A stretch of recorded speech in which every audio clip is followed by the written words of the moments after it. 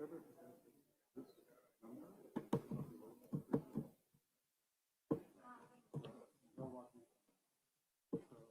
changé les piles. Oui, oui, l'opérateur, j'ai juste changé les piles. Ah oui, pour changer la langue, oui, il faut que c'est nous qui le faisons. Pas pour, pour le volume, si.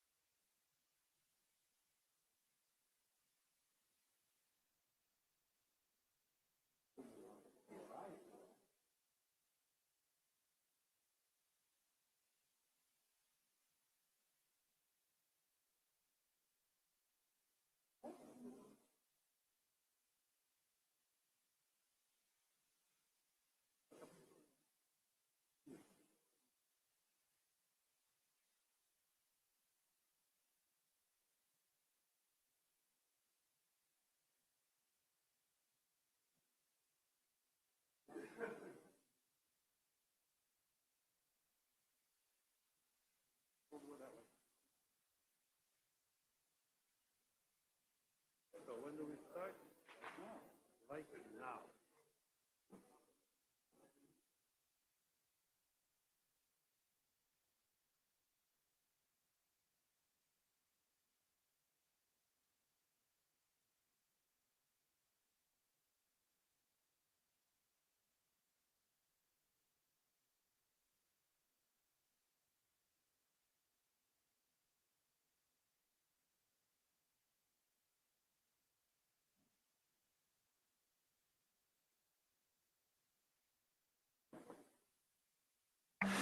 Dear colleagues, if I may ask you to regain your seats, and if you wish to have some parley, as they say, please do it outside. I know that there's like a common expression saying, take it outside, but that means something different, obviously. So if I may ask everyone to take his or her seat, also the colleagues who are like still discussing right in front of me. I hope I do not have to send the master of the arms to organize that. Could someone please tell our colleagues to sit down? Well, you did elect me to be the president of the assembly, so I have to exert my duties. Thank you very much. The sitting is open. Of course, I welcome our Secretary General, our Deputy Secretary General. I also welcome the Chair of the Committee of Ministers. Thank you all for being with us. First task I have to complete is the results of these. I've been told to read out very specifically the papers that I have received. As far as I am being informed, all elections have been cleared. We had 5 tellers who controlled it. So by having said this, the results that I will announce are okay. First, election of a judge to the European Court of Human Rights in respect of Switzerland. Results, member spoiled or blank ballots 22. Votes cast 278. Votes for absolute majority 140. The results are as follows. Madame Marianne Reiter 63. Mr. Nicolas von Wert 48. Mr. Andreas Zund 167. Mr. Zund, having obtained an absolute majority of votes cast, is elected a judge to the European Court of Human Rights for a term of office of 9 years, which shall commence no later than 3 months after his election. Congratulations to the elected judge. Second paper. Election of a judge to the European Court of Human Rights in respect of Greece. Results, members voting 300, spoiled or blank ballots 24, votes cast 276, votes for an absolute majority 139. The votes were cast as follows. Mr. Ioannis Stakis, 145. Ms. Potini Pazartsis, 89. Mr. Michael Pikramenos, 42. Therefore, Mr. Tistakis, difficult name, having obtained an absolute majority of votes cast, is elected judge of the European Court of Human Rights for a term of office of 9 years, which shall commence no later than 3 months after his election. We now come to the election of the Deputy Secretary General of the Council of Europe. I suppose that the Secretary General and the Deputy Secretary is very eager to know. Okay, let me do it again, because otherwise I wouldn't want to make a procedural mistake. So, election of the Deputy Secretary General of the Council of Europe. Results, members voting 300, spoiled or blank 3, votes cast 297, votes for an absolute majority 149. Just keeping it up a bit. Mr. Bjorn Berge, 185. Madam Leila Kajacik, 112. Mr. Bjorn Berge, having obtained an absolute majority of votes cast, is elected Deputy Secretary General of the Council of Europe for a term of office of 5 years starting on the 1st of March 2021 and ending on February 28, 2026. Congratulations, Mr. Berg, for your election. And thanks to Madam Kajacik for the very fair campaign that we have seen. Let me now turn to our own election. Election of the Secretary General of the Parliamentary Assembly of the Council of Europe. Results, members voting 300. Spoiled or blank ballots, 0. So votes cast 300. Votes for an absolute majority 151. The votes were cast as follows. Ms. Despina Tchadzivassilui Tsovilis, 240. Mr. Wojciech Sawicki, 60. So Ms. Despina Tchadzivaliu Tsovilis, having obtained an absolute majority of votes cast, is elected Secretary General of the Parliamentary Assembly of the Council of Europe for a term of office of 5 years, starting on the 1st of March 21 and ending on February 28, 2026.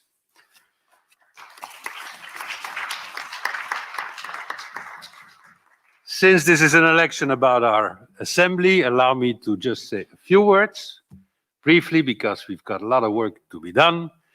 I wish to congratulate, obviously, Despina for her election.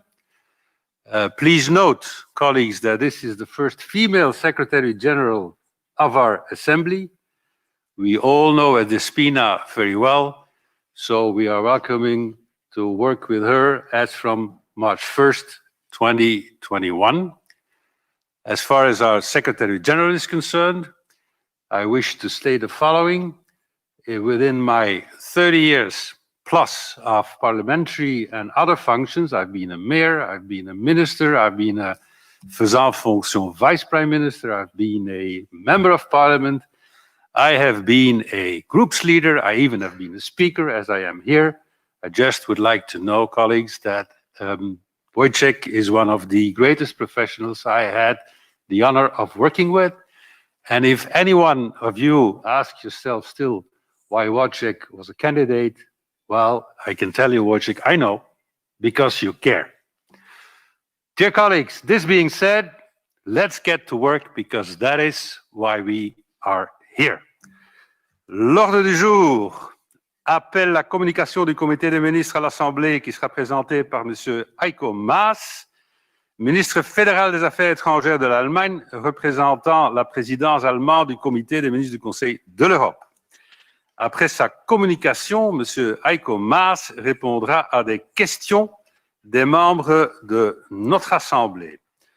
Monsieur le ministre, j'espère que vous êtes à bord quelque part. Voilà. Est-ce que nous avons M. Maas, Wojciech? Mr. Minister, you have to ask for the floor. You don't get it automatically in here. You have to ask for it. It's done. So where is the minister? Connecting. I'm looking at Rolf, asking myself about the so-called and well-known Deutsche Gründlichkeit. Huh? Yeah. Where is the minister?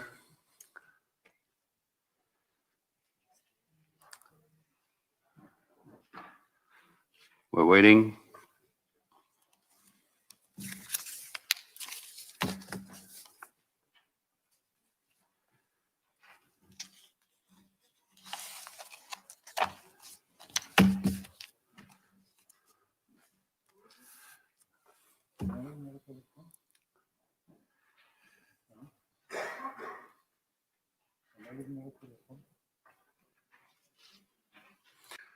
Please bide with me, colleagues. I see the screen coming up. Just a second. I would like to see Mr. Maas before giving him the floor. Okay.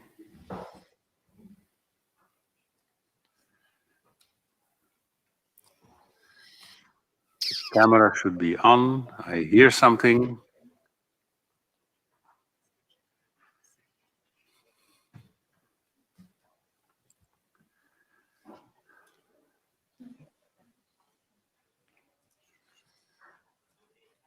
Just give us a second, colleagues, for this to solve.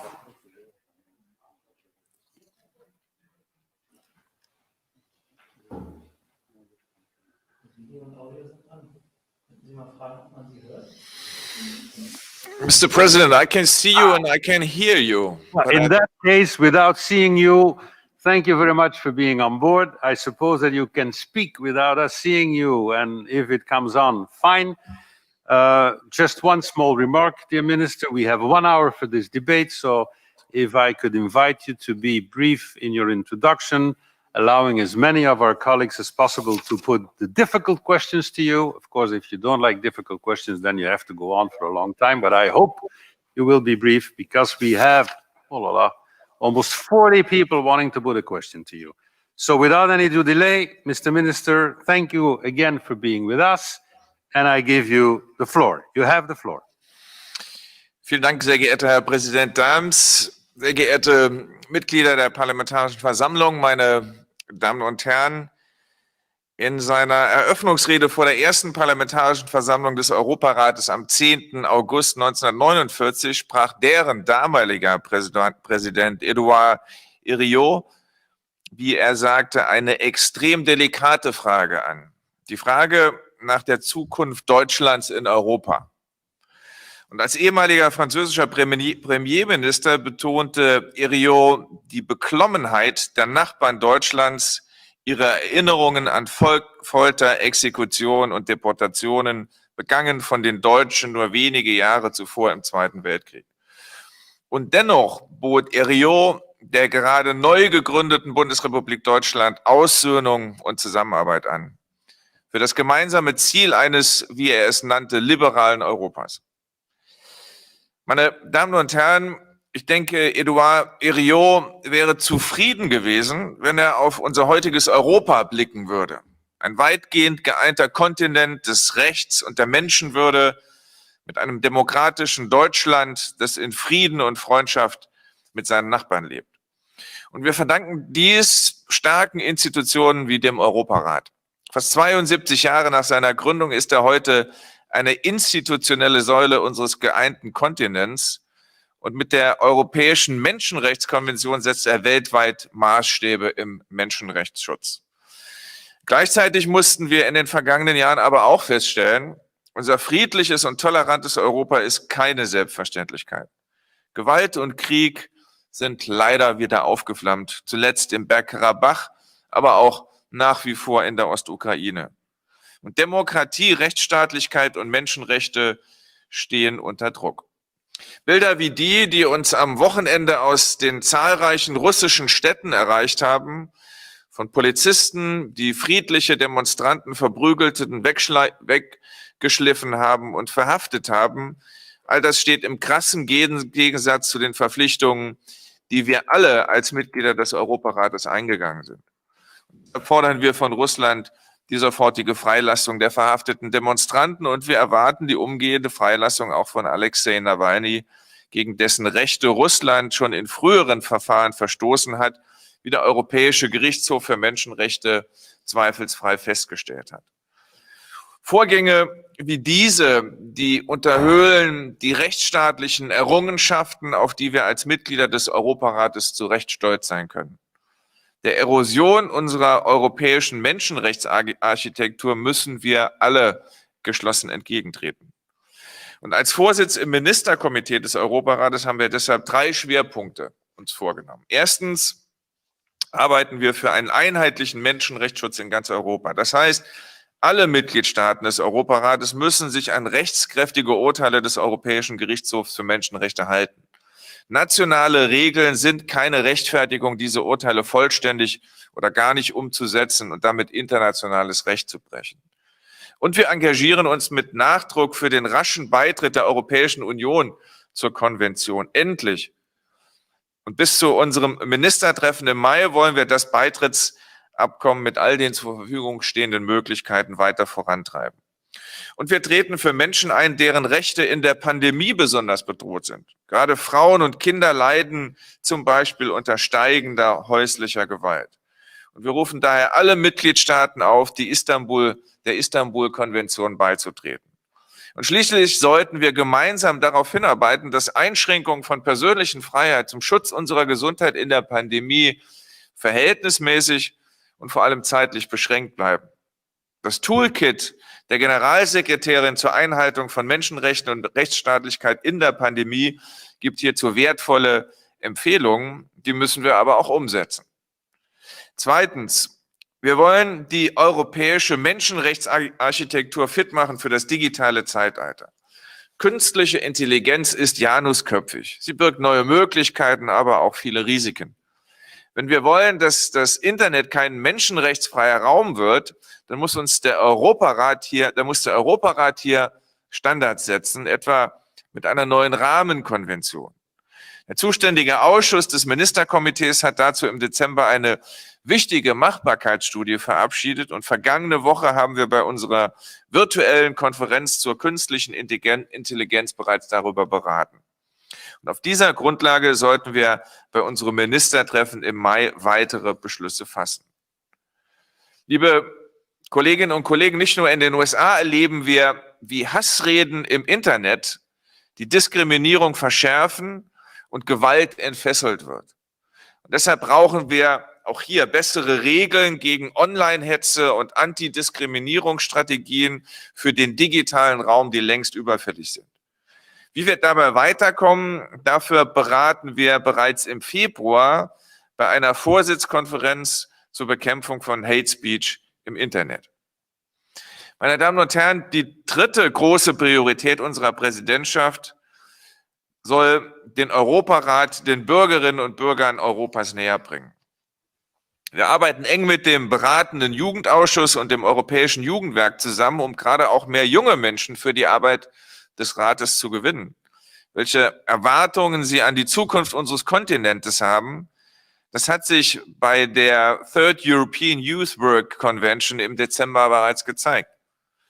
Und auch Minderheiten müssen wir noch stärker an unseren Diskussionen beteiligen. Wir konzentrieren uns dabei auf Europas größte Minderheit, Roma und Revelers. Und dabei arbeiten wir eng mit dem European Roma Institute for Arts and Culture zusammen. Und nach einem Konzert im Dezember in Berlin wird das Institut im April zum Internationalen Tag der Roma eine Jugendkonferenz in Straßburg organisieren. Meine Damen und Herren, in seiner Rede bei der Amtseinführung vor wenigen Tagen hat der neue amerikanische Präsident seine Landsleute aufgerufen, nicht nur das Trennende im anderen zu sehen, sondern das Einende und Vielfalt als Chance zu begreifen. Wie viel mehr muss das für Europa gelten und für den Europarat, der die Vielfalt von 47 Nationen vereinigt? Darunter natürlich wird es unter uns immer wieder Meinungsverschiedenheiten geben. Aber Sie als Parlamentarier, wir alle als Demokraten stehen letztlich dann doch in der Pflicht, diese Differenzen miteinander zu lösen, vor allen Dingen respektvoll, kompromissbereit und menschlich. Und ich sage das auch ganz bewusst mit Blick auf die Debatte um die heutige Teilnahme einiger russischer Parlamentarier. Der Europarat steht seit jeher für den Austausch auch über ideologische Grenzen hinweg. Und das heißt auch, Kritik offen zu äußern und auszuhalten. Aber ein Abbruch von Brücken ist aus meiner Sicht immer die schlechteste Option. Nur wenn wir miteinander offen im Gespräch bleiben, dann werden wir auch das bewahren, was für Edouard Herriot 1949 allenfalls ein fernes Ziel gewesen ist. Ein Europa des Friedens, der Zusammenarbeit und der Menschenrechte. Vielen Dank bis hierher und jetzt freue ich mich auf Ihre Fragen. Thank you very much, Mr. Minister, for your brief introduction.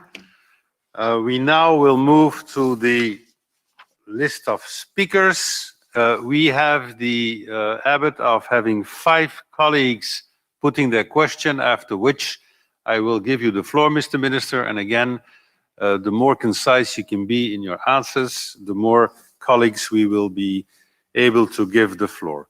The 5 first colleagues who put a question are designated by the political groups. First in the row is our colleague from the Socialist Party from Turkey, Ms. Sayek Böke. Madam Sayek, you have the floor. Minister, thank you for the presentation. So the slide in democracy throughout the world has meant that opposition finds its voice heard less. How can we as an organization ensure that opposition is not only visible to the Parliamentary Assembly, but is also part of the communication with other parts of our organization as well? And secondly, could you further elaborate on your evaluation as the Committee of Ministers regarding the arrest of Alexei Navalny, his wife, and the disproportionate use of force to crack down on demonstrations?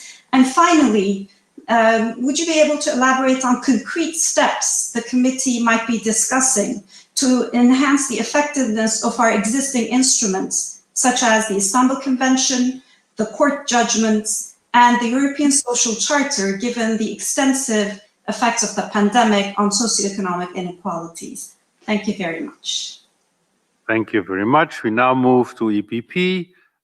Group's leader, Alexander Pojcek. Alex, you have the floor. 1 minute maximum. Monsieur le ministre, au nom du groupe PPE, je vous remercie pour votre présentation. Depuis 1 an, la pandémie de la COVID-19 a bouleversé nos vies. Mais la crise sanitaire ne doit pas nous faire oublier les autres défis auxquels nous sommes actuellement confrontés, tels que le réchauffement climatique, la menace terroriste ou le défi migratoire, qui est lié. Alors que la démocratie et les droits de l'homme sont remis en question, y compris en Europe, la présidence allemande a fait de ces sujets sa première priorité et je m'en félicite. Mais quelles sont les mesures concrètes que vous avez mises en place pour y parvenir? Je pense notamment aux défis migratoires et aux conditions des migrants, notamment dans les pays balkans comme la Bosnie. D'après vous, est-ce que le Conseil de l'Europe ne devrait pas travailler plus étroitement avec l'Union européenne et l'agence Frontex pour cette question? Qu'est-ce que vous comptez faire aussi pour les pays qui sont les premiers menacés, Grèce et l'Italie? Merci beaucoup. Merci Alex. We now move to ALDE. Damien Cottier. Damien, vous avez la parole. Herr Präsident, Herr Bundesminister, im Namen der ALDE-Fraktion möchte ich dem deutschen Vorsitz im Ministerkomitee gratulieren und danken für sein proaktives Engagement und sein ambitioniertes Arbeitsprogramm. J'aurais 3 questions à vous adresser, Monsieur le Ministre. Il nous intéresserait de vous entendre plus avant sur l'avancement des travaux d'adhésion de l'Union européenne à la Convention européenne des droits de l'homme. Quel est votre pronostic en la matière? Deuxièmement, pourriez-vous nous en dire plus sur les objectifs et les résultats que vous attendez de la conférence multi-acteurs sur le thème No Hate Speech que la présidence allemande organisera à Berlin en février prochain, ce dont nous nous réjouissons, une conférence dont vous avez parlé dans votre intervention. Et troisièmement, enfin, quelle est votre analyse de l'impact à moyen terme de la crise du Covid sur l'état de droit et sur les libertés en Europe? Quels sont, selon votre analyse, les éléments auxquels notre Assemblée devra être particulièrement attentive au cours des mois à venir? Je vous remercie. Right on time. Now we go to the European Conservatives, Mr. Oleksiy Goncharenko. Oleksiy, you have the floor. Thank you. Dear Mr. Maas, we have a very difficult situation in Belarus. You know, on August, Lukashenko falsified presidential elections, then self-proclaimed himself president of Belarus, and now he is constantly using violence against peaceful protesters. At least 4 people are killed, but probably much more is this number. Thousands are wounded. And what will be done during your chairmanship of Germany in the Committee of Ministers in order to influence the Lukashenko's regime? What new sanctions will be approved? And I would like to propose you to initiate permanently working group, special Strasbourg format between Council of Europe and Belarus opposition. I think we need this permanently working body. Thank you. Nicely within the time limit. Now we move to the 5th question of this row. For the United Left, Ms. Nina Kasimati. You have the floor. I believe we can all agree that Turkey has been for a long time at the crossroads of international legality. Please put your system on floor, because we've got a double signed. Put your system on floor and not on translation. It is normally down on the left on your screen. Do you want me to start over? You have the floor. 1 minute. I believe, Mr. Maas, welcome to our assembly. I believe we can all agree that Turkey has been for a long time at the crosshairs of international legality.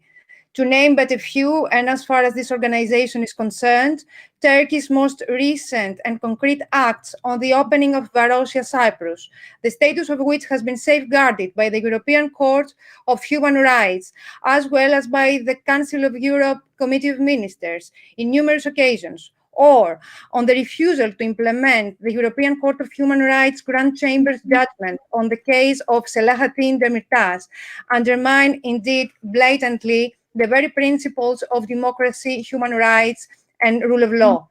What the German chairmanship of the Council of Europe Committee of Ministers has foreseen as a proper course of action in order to tackle efficiently and timely these sad developments, apart from calling the victims of the said and similar violations to sit and discuss with the very perpetrators of these violations in question. Thank you. Thank you very much. Mr. Minister, you have the floor. Vielen Dank, Herr Präsident. Ich versuche, die Fragen im Einzelnen zu beantworten und will beginnen mit der Frage, die mir gestellt wurde nach Alexei Nawalny. Russland ist, und das habe ich bereits in meinem Eingangsstatement gesagt, durch seine eigene Verfassung, aber auch durch internationale Verpflichtungen an das Prinzip der Rechtsstaatlichkeit und den Schutz der Bürgerrechte gebunden, und die gelten natürlich auch für Alexei Nawalny und die gelten genauso für diejenigen, die am Wochenende friedlich demonstriert haben. Insofern gehe ich, das ist die Haltung nicht nur Deutschlands, sondern es ist auch die Haltung vieler anderer Staaten, die wir in der Vergangenheit deutlich gemacht haben. Wir fordern die sofortige Freilassung von Alexei Nawalny, aber auch von den Demonstranten.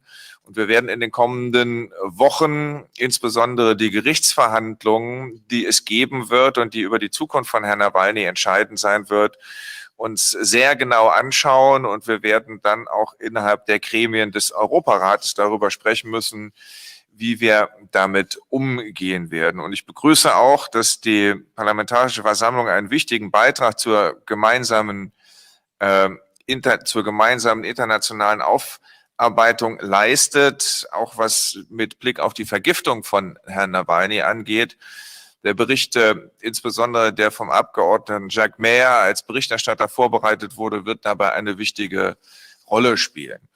Die Frage nach der Sichtbarkeit der Opposition nicht nur in den Parlamenten, auch das ist ein wichtiges Thema, denn wir erleben in viel zu vielen Ländern die sogenannten Shrinking Spaces. Und deshalb ist es richtig, dass die Rolle und der Status von Opposition, und zwar der parlamentarischen als auch der außerparlamentarischen, immer Gegenstand der Arbeiten des Europarates gewesen ist. Ich verweise nur auf die Studie der Venedig-Kommission Study on Role of the Opposition in a Democratic Parliament. Und die Programme des Europarates zur Stärkung der Demokratie, die es gibt, die schließen immer auch die Opposition ein, und außerdem arbeitet der Europarat auch mit außerparlamentarischen Gruppen und NGOs zusammen. Das wissen Sie alle genauso gut wie ich und versuchen, das in unsere Arbeit und in unsere Aktivitäten einzubinden. Die Frage nach den Instrumenten, die wir haben, aber auch der Effektivität derselben. Ich glaube, die Instrumente des Europarates sind gut, und zwar angefangen von der Menschenrechtskonvention, ihrer Überprüfung in Streitfällen durch den Gerichtshof bis hin zu den Konventionen mit ihren jeweiligen Überwachungsgremien, die es gibt. Und dennoch gibt es immer Raum für Reformen und Effizienzsteigerungen. Beim Gerichtshof haben die Reformen der letzten Jahre, wie zum Beispiel das Pilotverfahren, zu einem Abbau der hohen Anzahl von anhängigen Fällen geführt. Und auch bei den Monitoringverfahren wollen wir mittels einer Arbeitsgruppe im Ministerkomitee prüfen, ob es hier nicht auch Möglichkeiten gibt, wie man wirklich noch effizienter arbeiten kann. Und außerdem gilt es, besser zu informieren. Das ist gerade in einer Demokratie außerordentlich wichtig. Es gibt zum Beispiel bezüglich der Istanbul-Konvention viele Gerüchte, die verbreitet werden, was durch sie alles eingeführt oder aufoktroyiert würde. Dabei ist die Zielsetzung ganz klar, es geht um die Verhinderung insbesondere häuslicher Gewalt gegenüber Frauen. Und all das wird sicherlich auch in den Arbeitsabläufen eine Rolle spielen. Aber lassen Sie mich auch klar sagen, der Europarat gründet auf dem ausdrücklichen Willen seiner Mitglieder, die gemeinsamen Prinzipien hochzuhalten und umzusetzen. Und ohne diesen Willen können wir auch mit den besten Instrumenten ihre Wirksamkeit nicht immer voll entfalten. Also vielfach ist es immer auch eine Frage des politischen Willens, und auch dort müssen wir den Druck hochhalten. Die Frage oder der Hinweis, dass auch in der Pandemie wir wichtige Themen wie Klima, Terrorismus und Migration nicht vernachlässigen dürfen, ist vollkommen richtig. Ich glaube, dass die internationalen Gremien, die es gibt, und die Organisationen das sehr, sehr deutlich machen, nicht nur in Europa, auch weit darüber hinaus bis hin zu den Vereinten Nationen. Und insbesondere beim Thema Migration, das ist ein europäisches Thema, und natürlich ist es auch eines innerhalb der Europäischen Union. Wir wissen, dass es auch in Zukunft Flüchtlinge geben wird, und wir treten dafür ein, dass es dabei zu einer solidarischen Haltung in Europa kommt, dass wir Fluchtursachen bekämpfen und unser Engagement dort erhöhen und dort, wo Menschen zu uns kommen, auch Mechanismen finden, wie diese Menschen in Europa Platz finden, und die Verfahren, die es gibt, die überprüfen, ob sie einen Aufenthaltsstatus bekommen oder nicht, dass die auch international koordiniert werden und damit eben nicht die Last derer, die an den Außengrenzen sind, wie etwa Griechenland und Italien, aber auch andere, immer größer wird. Dort spielt europäische Solidarität eine große Rolle. Die Frage nach dem Fortschritt, was den Beitritt der Europäischen Union zur Menschenrechtskonvention betrifft, das ist ein Thema, mit dem ich mich schon als deutscher Justizminister beschäftigt habe, in all seinen Facetten, im Übrigen auch die beiden Gerichte, die dabei eine nicht unwichtige Rolle spielen. Wir werden dieses Thema in unserem Vorsitz sehr engagiert bearbeiten. Der EU-Vertrag verpflichtet die EU zu einem zügigen Beitritt und deshalb sind wir froh darüber, dass die Verhandlungen der EU mit dem Europarat über den Beitritt zur Konvention im September während der deutschen EU-Ratspräsidentschaft wieder aufgenommen werden und jetzt auch fortgeführt werden. Und wir werden darauf achten, dass das auch sehr engagiert weiter betrieben wird. Wir wollen beim Ministertreffen im Mai einen klaren Beschluss zur Umsetzung des Beitrittsprozesses fassen. Und wir wollen dem damit einen zusätzlichen politischen Impuls auch geben. Die Frage nach der Multi-Stakeholder-Konferenz im Umgang mit Hate Speech aus europäischer Sicht. Wir finden, das ist ein großes Thema, dass Menschenrechte auch im Internet Berücksichtigung finden müssen und dass das bedauerlicherweise nicht überall der Fall ist. Und wir müssen nach Instrumenten suchen, wie wir dort an diesem Thema arbeiten können. Wir haben uns zum Ziel gesetzt, die Arbeit des Europarates bei der Erarbeitung von Empfehlungen zur Bekämpfung von Hassrede aktiv zu unterstützen. Unsere Konferenz Unboxing Hate Speech, europäische Impulse für Respekt und Solidarität im Netz, wird am 17. und 18. Februar stattfinden und uns Gelegenheit geben, aus vielen Blickwinkeln darüber zu diskutieren, was man gegen Hass und Hetze im Internet tun kann und wie man den Menschenrechtsschutz online dabei auch stärken kann. Und dabei wird auch die Sensibilisierung der Öffentlichkeit ein großes Thema spielen, aber auch welche Regelungen es gibt, etwa für die Betreiber von sozialen Netzwerken und auch wie die strafrechtlichen Konsequenzen sind für diejenigen, die das Internet nutzen, um dort Hassrede zu verbreiten. Und letztlich, was die Frage der Menschenrechte angeht, insbesondere mit Blick auf die Pandemie und auf die Pandemiebekämpfung.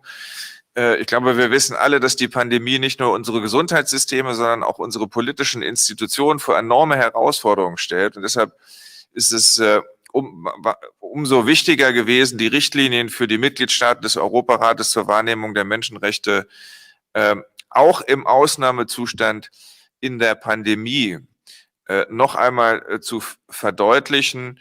Und dazu hat die Generalsekretärin ja bereits im April viele wichtige Impulse gegeben, die auch für unsere Arbeit leitend sein werden. Letztlich bleibt unerlässlich immer die sachliche und verständliche Aufklärung über die Corona-Pandemie, über die Gesundheitsbehörden. Aber auch wir alle können einen Beitrag leisten, wenn es darum geht, Verschwörungstheorien und Desinformationen, die bedauerlicherweise immer mehr sich verbreiten, zurückzuführen. Und natürlich müssen die Staaten im Sinne der Rechtsstaatlichkeit sehr genau darauf achten, dass ihre Maßnahmen immer verhältnismäßig und begrenzt sind, zeitlich begrenzt. Denn alles andere würde, glaube ich, zu einem großen Glaubwürdigkeitsverlust führen. Und man muss auch denjenigen, die versuchen, diese Pandemie zu missbrauchen, um Rechte einzuschränken, deutlich machen, dass wir nicht bereit sind, das hinzunehmen. Die Frage, die es gegeben hat zur Belarus, ja, wir sehen die Entwicklung und wir sehen auch, dass es bedauerlicherweise in den letzten Monaten, das muss man in aller Offenheit sagen, nicht besser geworden ist. Deshalb stützt sich unsere Belarus-Politik auf 3 Säulen: die tatkräftige Unterstützung der unter erheblichem Druck stehenden Zivilgesellschaft im Land selbst mit unterschiedlichen Möglichkeiten aus unterschiedlichen, auch europäischen Staaten, die bereits implementiert worden sind. Zweitens die politische Unterstützung der Demokratiebewegung und ihrer Vertreterinnen und Vertreter, und zwar auch im Exil. Und drittens die schrittweise Druckausübung auf das Regime um Lukaschenko inklusive der Sanktionen gegen die Verantwortlichen von Menschenrechtsverletzungen und auch Wahlfälschungen. Auch das ist uns immer wieder von Vertretern der Opposition so gesagt worden, dass das effektiv ist, insbesondere auch das Umfeld von Lukaschenko zu sanktionieren, um dem Regime ein Stück Stabilität zu nehmen. Es gibt eine Vielzahl von Gruppen mit intensiven Austausch, sowohl von einzelnen europäischen Staaten, aber auch der Europäischen Union. Und natürlich hätte ich überhaupt nichts, wenn es auch in Straßburg eine Working Group gäbe, die sich sehr nachhaltig mit der Opposition in Belarus verbindet, denn es wird ganz wichtig sein, dieses Thema auch auf der politischen Agenda zu halten. Wir dürfen Lukaschenko es nicht erlauben, dass wir uns irgendwann mit den Zuständen, die es dort gibt, einfach abfinden. Das Thema Griechenland und also die Türkei und die Auseinandersetzung, die wir dort sehen, insbesondere auch in Zypern und das, was in den letzten Monaten in Varusha geschehen ist, aber auch den Streit, den es gibt im östlichen Mittelmeer mit Griechenland. Wir haben immer sehr deutlich uns dafür verwandt, dass das Recht eingehalten wird und dass natürlich alle Mitglieder des Europarates sich auch daran halten. Ich bin sehr froh darüber, dass es im Moment einige Entspannungssignale gibt, dass zwischen der Türkei und Griechenland erste Gespräche aufgenommen wurden über die Streitfragen im Mittelmeer. Und wir werden auch in der Zypernfrage gegenüber der Türkei deutlich machen, dass wir auch dort auf eine diplomatische Lösung hinsteuern. Und natürlich wird es auch darum gehen, bei den Entwicklungen in der Türkei darauf zu achten, dass es dort, wo es Urteile des Europäischen Gerichtshofs für Menschenrechte gibt, die auch umgesetzt werden. Das ist einer der Kernpunkte unseres Vorsitzes. Wir wissen, dass es dort Defizite gibt. Einer der Themen, mit denen Sie sich ja beschäftigen, ist auch, wie die Mechanismen implementiert werden, die man nutzen kann. Aber wir werden auch alle diplomatischen Möglichkeiten nutzen, die wir haben in den kommenden Wochen, um darauf hinzuwirken, auch gegenüber der Türkei die Urteile des Europäischen Gerichtshofs für Menschenrechte umzusetzen, insbesondere um nur ein Beispiel zu nennen, auch das Urteil, das es im Fall Oswald Kavala gibt. Vielleicht soweit auf die ersten Fragen, die gestellt worden sind. Thank you, Mr. Minister. We now go to the next 5 questions. First in the row is Ms. Zia Gourma, who is going to be followed by Alain Milon. Zita, you have the floor.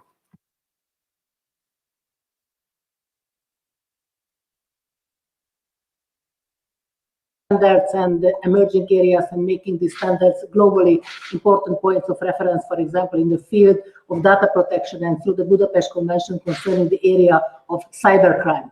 What role can the Council of Europe play in the field of artificial intelligence? Where do you see the added value of the Council of Europe instrument in this field? And of course, I have another question, dear Minister. Youth policy is an issue which is very close to my heart.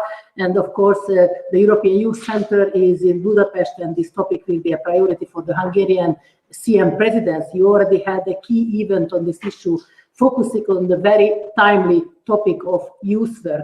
Can you inform us about the outcome of this event? And I also would like to congratulate for the newly elected first woman ever Secretary General and the Deputy Secretary General. And I wish you good work. And thanks for the great job during the presidency. And as a Hungarian, I'm very thankful what you said. Thank you very much. On arrive maintenant à la question de Alain Milon, qui sera suivi par Serap Yassar. Alain, vous avez la parole. Merci, Monsieur le Président du Comité des ministres, mes chers collègues. Dans un contexte de restrictions sanitaires qui ont un impact tout particulier sur les jeunes générations, notamment les étudiants et les jeunes travailleurs, l'Allemagne a choisi de placer le lien avec la jeunesse au cœur des priorités de sa présidence du Comité des ministres. Pourriez-vous dresser un premier bilan de la 3e Convention européenne sur le travail de la jeunesse qui s'est tenue en décembre dernier et surtout nous préciser vos objectifs dans ce domaine au cours des prochains mois. Merci pour votre écoute. Merci. We now come to Serap Yassar, who will be followed by Andrei Hunko. Yes, Serap, you have the floor, madam.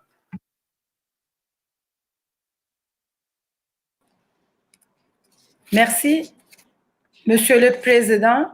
Monsieur le ministre, la migration est l'un des défis les plus difficiles auxquels nous ayons été confrontés au cours de la dernière décennie, alors que certains États membres s'abstiennent de partager la responsabilité et le fardeau.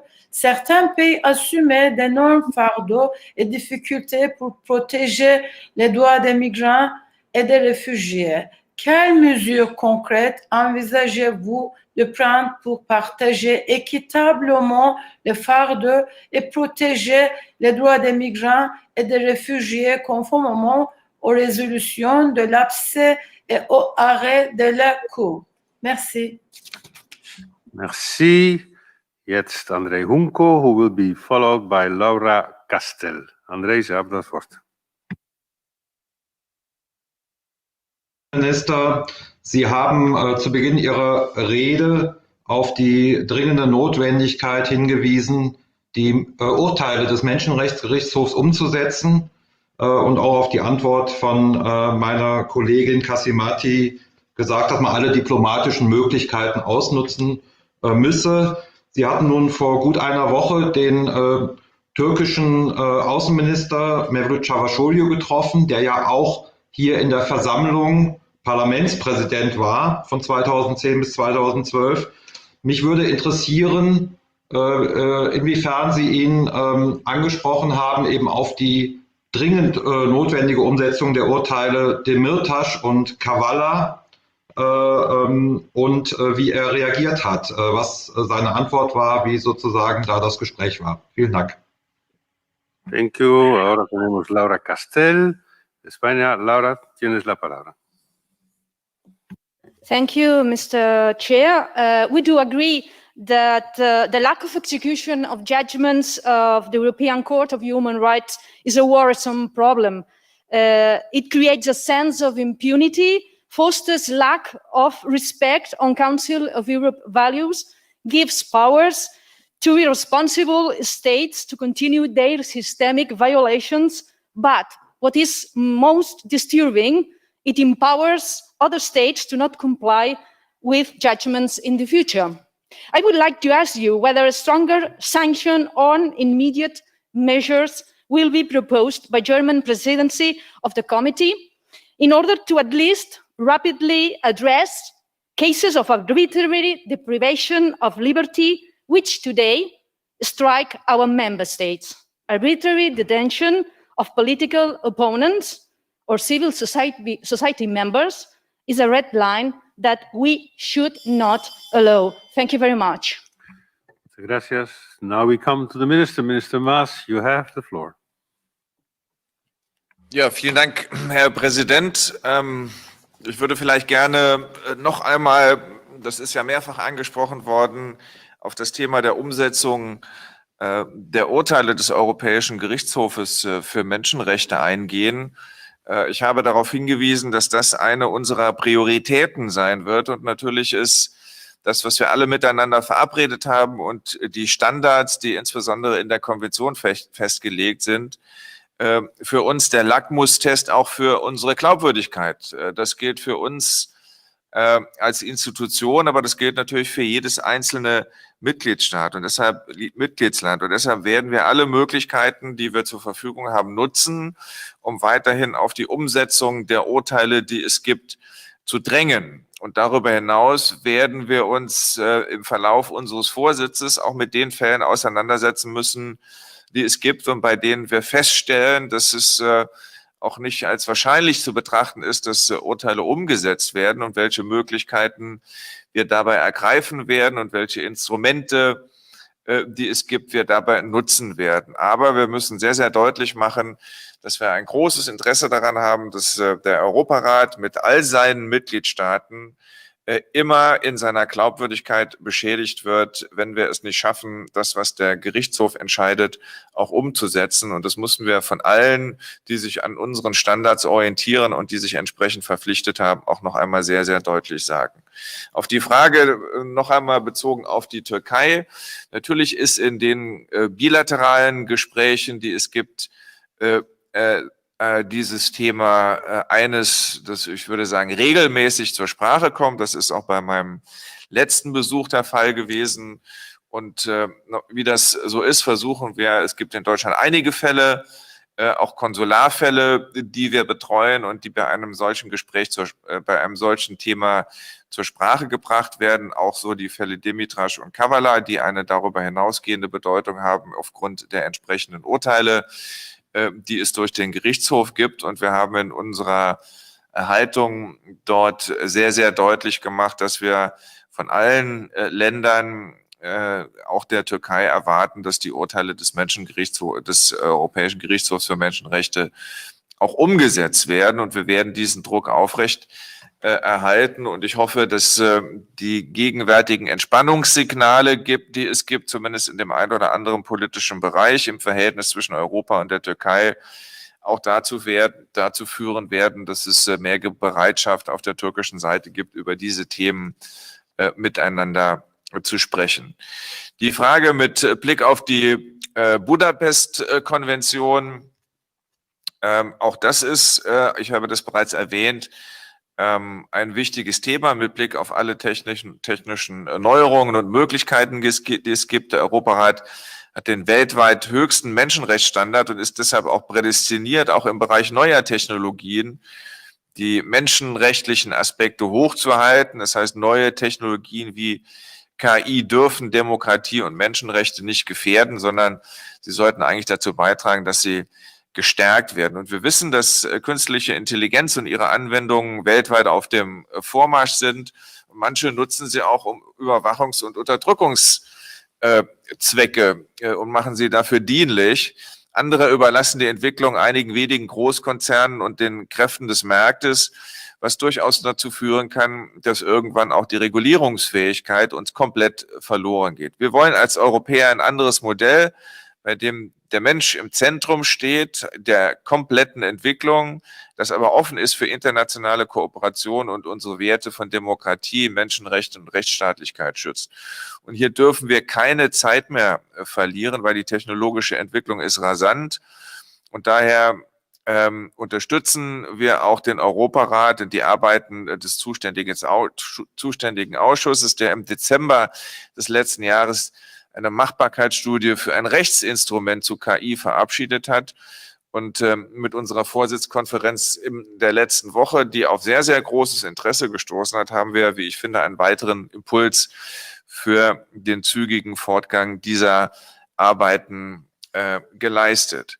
Was die European Youth Work Convention angeht, ich glaube, die dritte Convention bildete bereits den Auftakt für die Umsetzung der Jugendarbeitsagenda, dem sogenannten Bonn-Prozess, und sie brachte ca. 1000 Teilnehmer aus den unterschiedlichen Bereichen der Jugendarbeit zusammen, und dabei wurde die vom deutschen Vorsitz ausgearbeitete European Youth Work Agenda bestätigt und insbesondere auch die Etablierung eines Netzwerkes für die Entwicklung von Jugendarbeit in Europa, das wir nach unserer Auffassung dringend brauchen.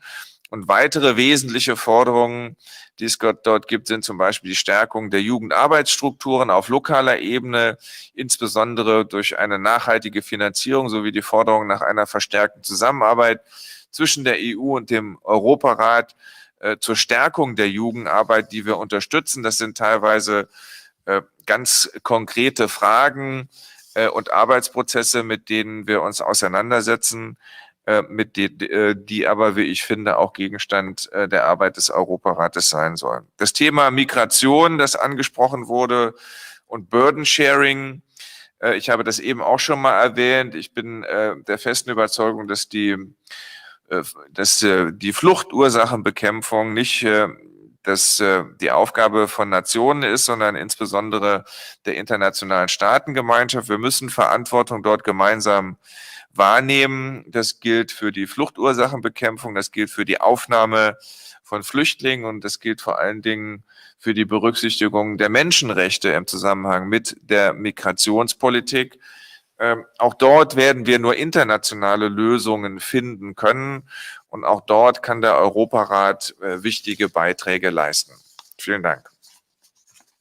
Thank you, Mr. Minister. We now come to the 5 following questions. First in my row is Ingrid Skau, who will be followed by Rafael Husseinov. Ingrid, you have the floor.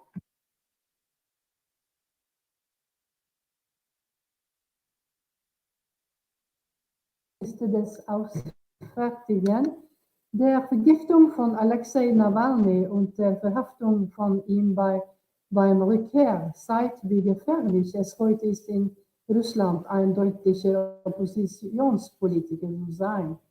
Wir alle wissen, dass dies auch in anderen Mitgliedstaaten vom Europäischen Rat der Fall ist. Was kann der Ministerkomitee tun, um diese Entwicklung zu verhindern? Und wie können der Ministerkomitee und der Europäische Rat legale Oppositionen, Parteien und Politiker besser unterstützen und ihre grundlegende Recht zur Rede- und Versammlungsfreiheit schützen? Vielen Dank. Thank you. Next in my list is Rafael Husseinov, who will be followed by Maria Mezentseva. Rafael, you have the floor. Dear Minister, in the wake of the well-known developments in the South Caucasus, ending on the one hand almost 30-year occupation of Azerbaijani territories, and opening up on another hand new opportunities for lasting peace and sustainable cooperation in the region, how do you assess the perspectives of establishing good neighborly relations between Azerbaijan and Armenia, two member states of the Council of Europe? And in your capacity of Minister of Foreign Affairs of Germany, do you consider a renewed and reinforced engagement of Germany in our part of the world? Thank you. Thank you very much. Next on my list is Maria Mezentseva, who will be followed by Ruben Rubinian. Maria. Dear Minister, the issue of non-enforcement of European Court of Human Rights decisions is extremely serious and relevant, and I think many members have already raised these questions. And having read your priorities for the chairing the Committee of Ministers, we can see that it is definitely in your agenda. Therefore, I have this question: what would be your actions in the need of taking to strengthen the control of the enforcement of the Council of Europe, of the European Courts of Human Rights decision? Do you think we can go for some statutory changes, and would be Germany ready for that? Vielen Dank. Thank you very much. Now I have Ruben Rubinian, who will be followed by Madam Sabrina De Carlo. Ruben.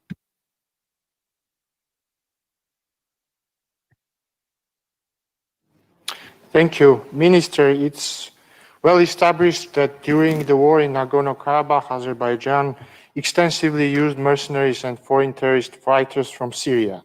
Turkey has been instrumental in the recruitment and deployment of the terrorist fighters to Nagorno-Karabakh conflict zone.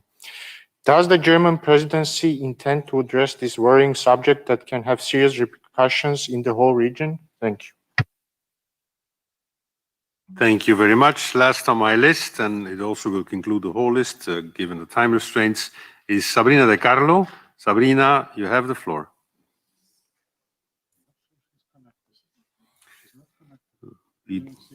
We do not see Sabrina. Double check, Wojciech. In that case, I take the next one on my list, which is Emanuel Zingeris. Emanuel, you have the floor. 1 minute, Emanuel. I know you. 1 minute.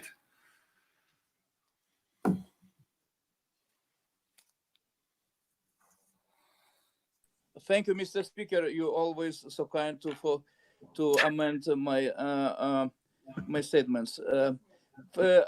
Ich möchte jetzt meine Muttersprache Deutsch und zusammen Jiddisch benutzen und zu sagen, Herr Minister, seid gesund in Jiddisch für die alle. Und natürlich werde ich mich fragen, was tut man?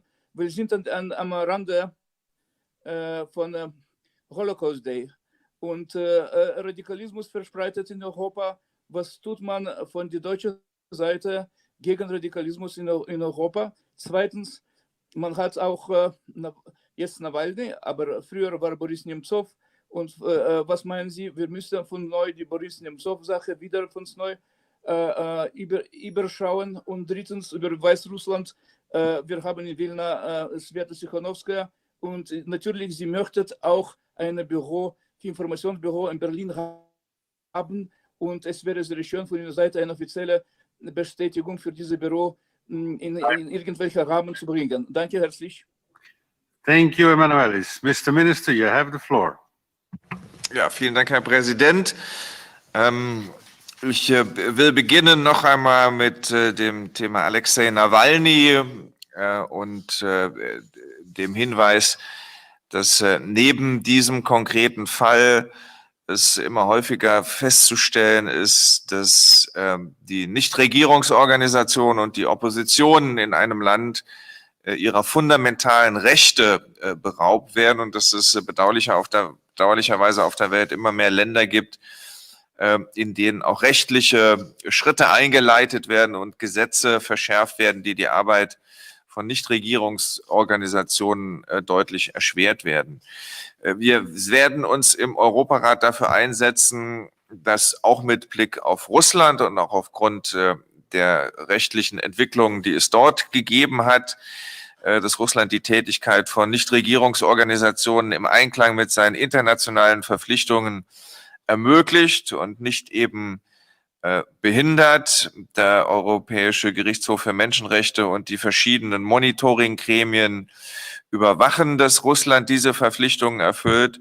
Und dabei werden sie von uns in unserem Vorsitz bestmöglich unterstützt. Und dabei wollen wir auch die Parlamentarische Versammlung eng einbeziehen, weil sie dort eine wichtige Rolle spielen kann. Und darüber hinaus werden wir uns Gedanken darüber machen müssen, wie wir sowohl als Europarat, aber auch die Mitgliedstaaten des Europarates überprüfen können, wie die Zivilgesellschaft in unterschiedlichen Ländern dort, wo es immer mehr Beschränkungen gibt, unterstützt werden kann. Ich habe eben das Beispiel Belarus genannt, wo über die Unterstützung und die Kontakte mit der Zivilgesellschaft auch deutlich gemacht wird, dass die Entwicklungen, die wir dort haben, die Verstöße gegen Menschenrechte, die es dort gibt, und vor allen Dingen auch die Verstöße gegen freie und faire Wahlen von uns so nicht akzeptiert werden können. Die Frage nach der Rolle Deutschlands, insbesondere was die Beziehungen, die gut nachbarlichen Beziehungen, die es irgendwann hoffentlich wieder werden sollen, zwischen Armenien und Aserbaidschan betrifft. Die Wiederannäherung von Armenien und Aserbaidschan einschließlich einer einvernehmlichen und dauerhaften Lösung des Konfliktes um die Region Bergkarabach ist eine der Hauptlinien unserer Beziehung mit beiden Ländern. Das wird gegenüber beiden Ländern immer sehr, sehr deutlich gemacht. Und als Mitglied der OSZE-Minsk-Gruppe ist Deutschland auch dazu bereit, einen Beitrag zu leisten, insbesondere um diesen schwierigen Konflikt, der über lange Zeit schon andauert, der nicht gelöst werden konnte und der jetzt in einer militärischen Auseinandersetzung endete, für diesen Konflikt. Und da finden wir, dass die OSZE-Minsk-Gruppe nach wie vor das richtige Forum ist und die richtige Plattform, um diesen Beitrag zu leisten, verbunden mit unseren EU-Partnern im Rahmen der östlichen Partnerschaft. Auch das ist eine Möglichkeit, in dem Zusammenhang darauf hinzuwirken, dass das Auskommen beider Länder eines wird, wie wir das uns alle wünschen. Und beide Länder, auch das muss man sagen, stehen vor großen Herausforderungen nach dem Ende der bewaffneten Auseinandersetzungen, die es dort gegeben hat.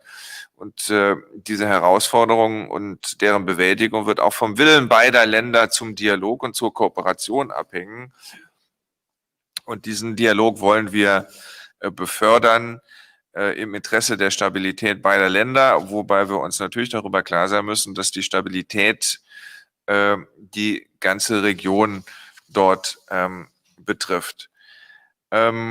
Die Frage noch einmal, und das ist ein Thema, das viele von Ihnen beschäftigt, und ich kann Ihnen versichern, es wird uns in unserem Vorsitz über die komplette Zeit auch außerordentlich beschäftigen, noch einmal die Umsetzung der Urteile des Europäischen Gerichtshofs für Menschenrechte. Wir setzen uns dafür ein, dass alle Mitgliedstaaten die Urteile des Gerichtshofes vollständig und auch unverzüglich umsetzen. Wir werden alle daran erinnern, dass sie sich dazu in der EMRK verpflichtet haben. Und wir werden uns natürlich insbesondere mit denen auseinandersetzen, wo es offensichtlich entsprechende Defizite gibt. Und wir verfolgen dieses Thema als Vorsitz in den Straßburger Gremien prioritär, und das wird auch mit Nachdruck geschehen, und dazu wird sich die gesamte deutsche Bundesregierung auch bekennen. Im letzten Jahr hatte Deutschland bereits den Vorsitz in dem Ausschuss, der die Umsetzung der Urteile überwacht. Es gab einige Fortschritte, aber solche, die uns beileibe nicht ausreichen. Und deshalb wird das Thema und die Probleme, die damit zusammenhängen, weiter in Gesprächen und öffentlichen Erklärungen eine große Rolle spielen. Und wir werden alle weiteren Optionen, die wir haben, um den Druck auf säumige Mitgliedstaaten zu erhöhen, uns offen halten müssen. Und wir werden, wenn notwendig, auch auf ihre Anwendungen hinwirken. Die Frage nach den syrischen Kämpfern im Nagorno-Karabach-Konflikt, die Berichte, wonach syrische Kämpfer im Konflikt zwischen Armenien und Aserbaidschan eingesetzt werden, sind uns bekannt. Wir müssen auch zur Kenntnis nehmen, dass das nicht der einzige Konflikt ist, in dem anscheinend zurzeit syrische Kämpfer eine Rolle spielen. Wir kennen das bereits aus dem Bürgerkrieg in Libyen.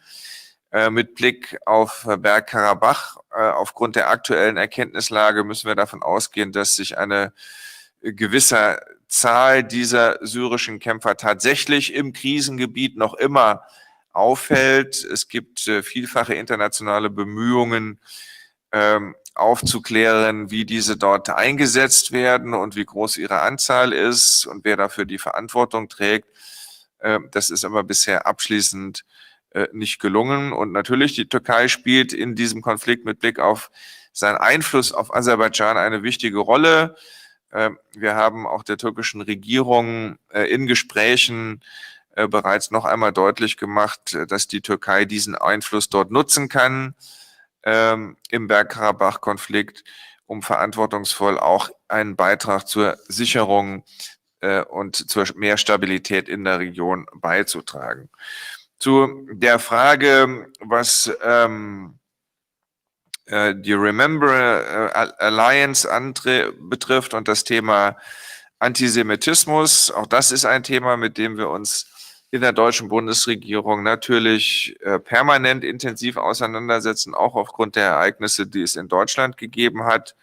Wir werden diese Zeit nutzen, um auch hier gegen Extremismus und Rassismus und in Deutschland natürlich ganz besonders beim Thema Antisemitismus darauf hinzuwirken, dass dieses Thema hoch auf der politischen Agenda bleibt, nicht nur in Deutschland.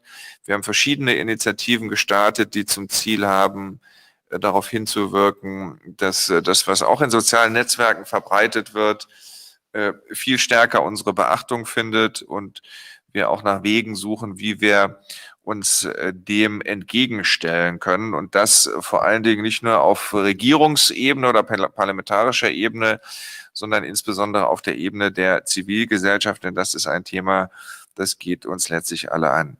Die Frage nach dem Büro für die Opposition aus Belarus in Berlin, es gab viele Gespräche auch in Berlin, auch in Brüssel. Wir unterstützen die Opposition in Belarus auf unterschiedlicher Ebene. Wir sprechen uns darüber auch mit anderen Staaten, auch die dort auch sehr aktiv sind, wie etwa den baltischen Staaten, aber auch Polen. Und ich bin mir ziemlich sicher, dass die Vertreter der Opposition in Belarus, die mittlerweile ins Exil gehen mussten, eine Vielzahl von Anlaufstellen in europäischen Ländern haben. Und wir werden auch dafür sorgen, dass sie diese nutzen können. Thank you very much, Mr. Minister. This will conclude our discussion with you. I would sincerely wish to thank you for all the very clear answers that you have offered us. I invite the colleagues who unfortunately were not able to put their questions to have them in writing to the table office. We will forward them to the minister, and if he chooses to do so, he can then in writing answer them. I also hope to see you soon in Germany. I know your ambassador, Rolf, is convincing me during the presidency to still be or try to come to Germany. And just to tell you a small secret, Andreas Nick has made me some kind of a proposal which is very difficult to refuse. But I will not elaborate on that one. It's just between Andreas and myself. It doesn't concern me personally, colleagues. It concerns the Assembly, just for you to know. Having said this, Minister Maas, many thanks to you for being with us. And I sincerely hope to see you in Germany one of these weeks. Thank you very much. And this concludes questions and answers of Mr. Heiko Maas, Minister for Foreign Affairs of Germany. Thank you very much, and you are always welcome in Berlin. That's very nice of you. So, Rolf, now you know what to do. Rolf is our German ambassador, obviously. L'ordre du jour appelle maintenant le discours de M. Didier Reynders, commissaire européen à la justice. Cher Didier, bienvenue. J'espère, Wojciech, que Didier est à bord. Il faut se connecter, donc il faut demander la parole. Voilà. On attend un tout petit peu. Avec le ministre allemand, monsieur le commissaire, on avait seulement le son. Maintenant, nous avons le son et l'image. Donc, on est très heureux. Nous travaillons de la manière suivante. Nous avons 1 heure. Nous avons 23 collègues qui veulent poser une question à vous, monsieur le commissaire. Donc, le plus brief que vous soyez dans votre introduction, le plus de questions vous pouvez répondre. Encore une fois, je suis ravi de vous revoir, soit-il par l'écran. Et pour la petite histoire, il faut savoir, chers collègues, chers amis, on est devenu ministre au même moment, il y a déjà un certain temps. Je vous donne la parole avec beaucoup de plaisir. Merci beaucoup, Monsieur le Président, cher Rick. Je souhaitais vraiment que la vidéo soit présente parce que, comme tu le sais, les coiffeurs sont fermés depuis longtemps en Belgique et c'était l'occasion de montrer à quoi on aboutit lorsque les coiffeurs sont fermés dans un pays. Mesdames, Messieurs, je voudrais tout d'abord évidemment vous remercier et remercier votre Président pour cette invitation à échanger avec vous aujourd'hui sur le respect de l'état de droit et la coopération surtout entre le Conseil de l'Europe et l'Union européenne dans ce domaine. L'Union et le Conseil ont une longue et fructueuse histoire de coopération. Les 60 années d'expérience du Conseil de l'Europe lui confèrent une autorité essentielle dans l'établissement de standards, notamment en ce qui concerne l'état de droit, les droits de l'homme et la démocratie. Notre engagement à coopérer étroitement dans ces domaines a été réaffirmé récemment dans les priorités de l'Union en matière de coopération avec le Conseil de l'Europe pour la période 2020-2022. Soyez également assurés de mon engagement personnel en faveur du respect de l'état de droit. Avant de devenir commissaire en charge de la justice, j'ai longtemps participé aux travaux du Conseil de l'Union européenne et notamment sur ces thèmes de l'état de droit. Et ces dernières années, nous avons eu l'occasion d'évoquer à plusieurs reprises cette problématique dans le Conseil Affaires Générales. Cet intérêt accru des institutions européennes reflète l'importance de l'état de droit pour le futur de l'Union. L'article 2 du traité sur l'Union européenne rappelle que l'état de droit, avec la démocratie et le respect des droits fondamentaux, est l'une des valeurs sur lesquelles l'Union est fondée. Et comme vous le savez, l'état de droit est d'une importance fondamentale car il garantit la protection de toutes les autres valeurs, y compris la démocratie et le respect des droits fondamentaux. Malheureusement, le respect de l'état de droit ne peut pas être considéré comme acquis, même au sein de l'Union. Ces dernières années, la situation de l'état de droit dans certains États membres a soulevé des préoccupations. Ces développements n'ont fait qu'accroître la conviction de la Commission européenne quant à l'importance d'utiliser tous les instruments à sa disposition pour défendre l'état de droit. As an important step to protect our common values and as a response to emerging challenges to the rule of law in the European Union, the Commission published in 2020 its first annual report on the rule of law. This is conceived as a yearly process aimed at preventing problems from emerging or deepening. It aims at creating joint awareness of the situation of the rule of law across the European Union. It will stimulate a permanent discussion on the rule of law year after year. The 2020 Rule of Law report provides a synthesis of significant rule of law developments in the European Union. It also provides country-specific assessment for all the 27 member states. It presents both positive and negative developments covering 4 pillars: justice systems, the anti-corruption frameworks, media pluralism and freedom, and other institutional issues related to checks and balances. We have worked in close collaboration with the Council of Europe for preparing the report, and it was very important to do that. I want to particularly thank the Council of Europe for having designated a contact point who provided very valuable country-specific input for the report. The report has further taken into account existing instruments and expertise of the Council of Europe, including the case law of the European Court of Human Rights and the work and recommendations from Council of Europe bodies such as the Venice Commission or the Greco. I would like to use this opportunity to thank you again for this excellent cooperation. I look further to continuing on this path. Cela m'amène au rapport lui-même et à ses principales conclusions. Sur les systèmes de justice, tout d'abord, à titre d'évolution positive, un certain nombre d'États membres déploient des efforts pour renforcer l'indépendance de la justice et réduire l'influence des pouvoirs exécutifs et législatifs sur le pouvoir judiciaire. Mais l'indépendance de la justice reste un sujet de préoccupation dans certains États membres. Par exemple, il existe des préoccupations liées à des questions structurelles concernant l'influence croissante des pouvoirs exécutifs et législatifs sur le fonctionnement des systèmes de justice dans plusieurs États membres. En ce qui concerne la qualité de la justice, la pandémie que nous traversons a mis en évidence l'importance d'accélérer la numérisation de la justice. Investir dans la justice est également plus nécessaire que jamais. Il est rassurant de voir que certains États membres ont décidé d'augmenter les ressources consacrées à ce domaine. En ce qui concerne le cadre en matière de lutte contre la corruption, le deuxième chapitre du rapport, je me félicite que plusieurs États membres aient récemment adopté de nouvelles stratégies globales de lutte contre la corruption, ou bien ont révisé les stratégies existantes.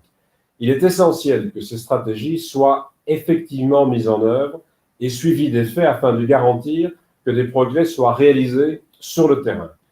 En même temps, le rapport fait état de préoccupations dans plusieurs États membres quant à l'efficacité des enquêtes et des poursuites dans les affaires de corruption. Thirdly, on media pluralism and media freedom, an encouraging finding is that the independence of media authorities is enshrined in law in every member state.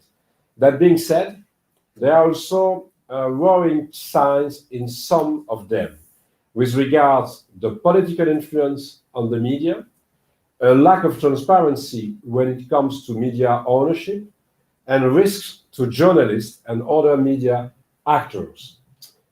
The fourth area of the report concerns institutional, I said, checks and balances. The COVID-19 pandemic has sometimes provided good examples of functioning checks and balances.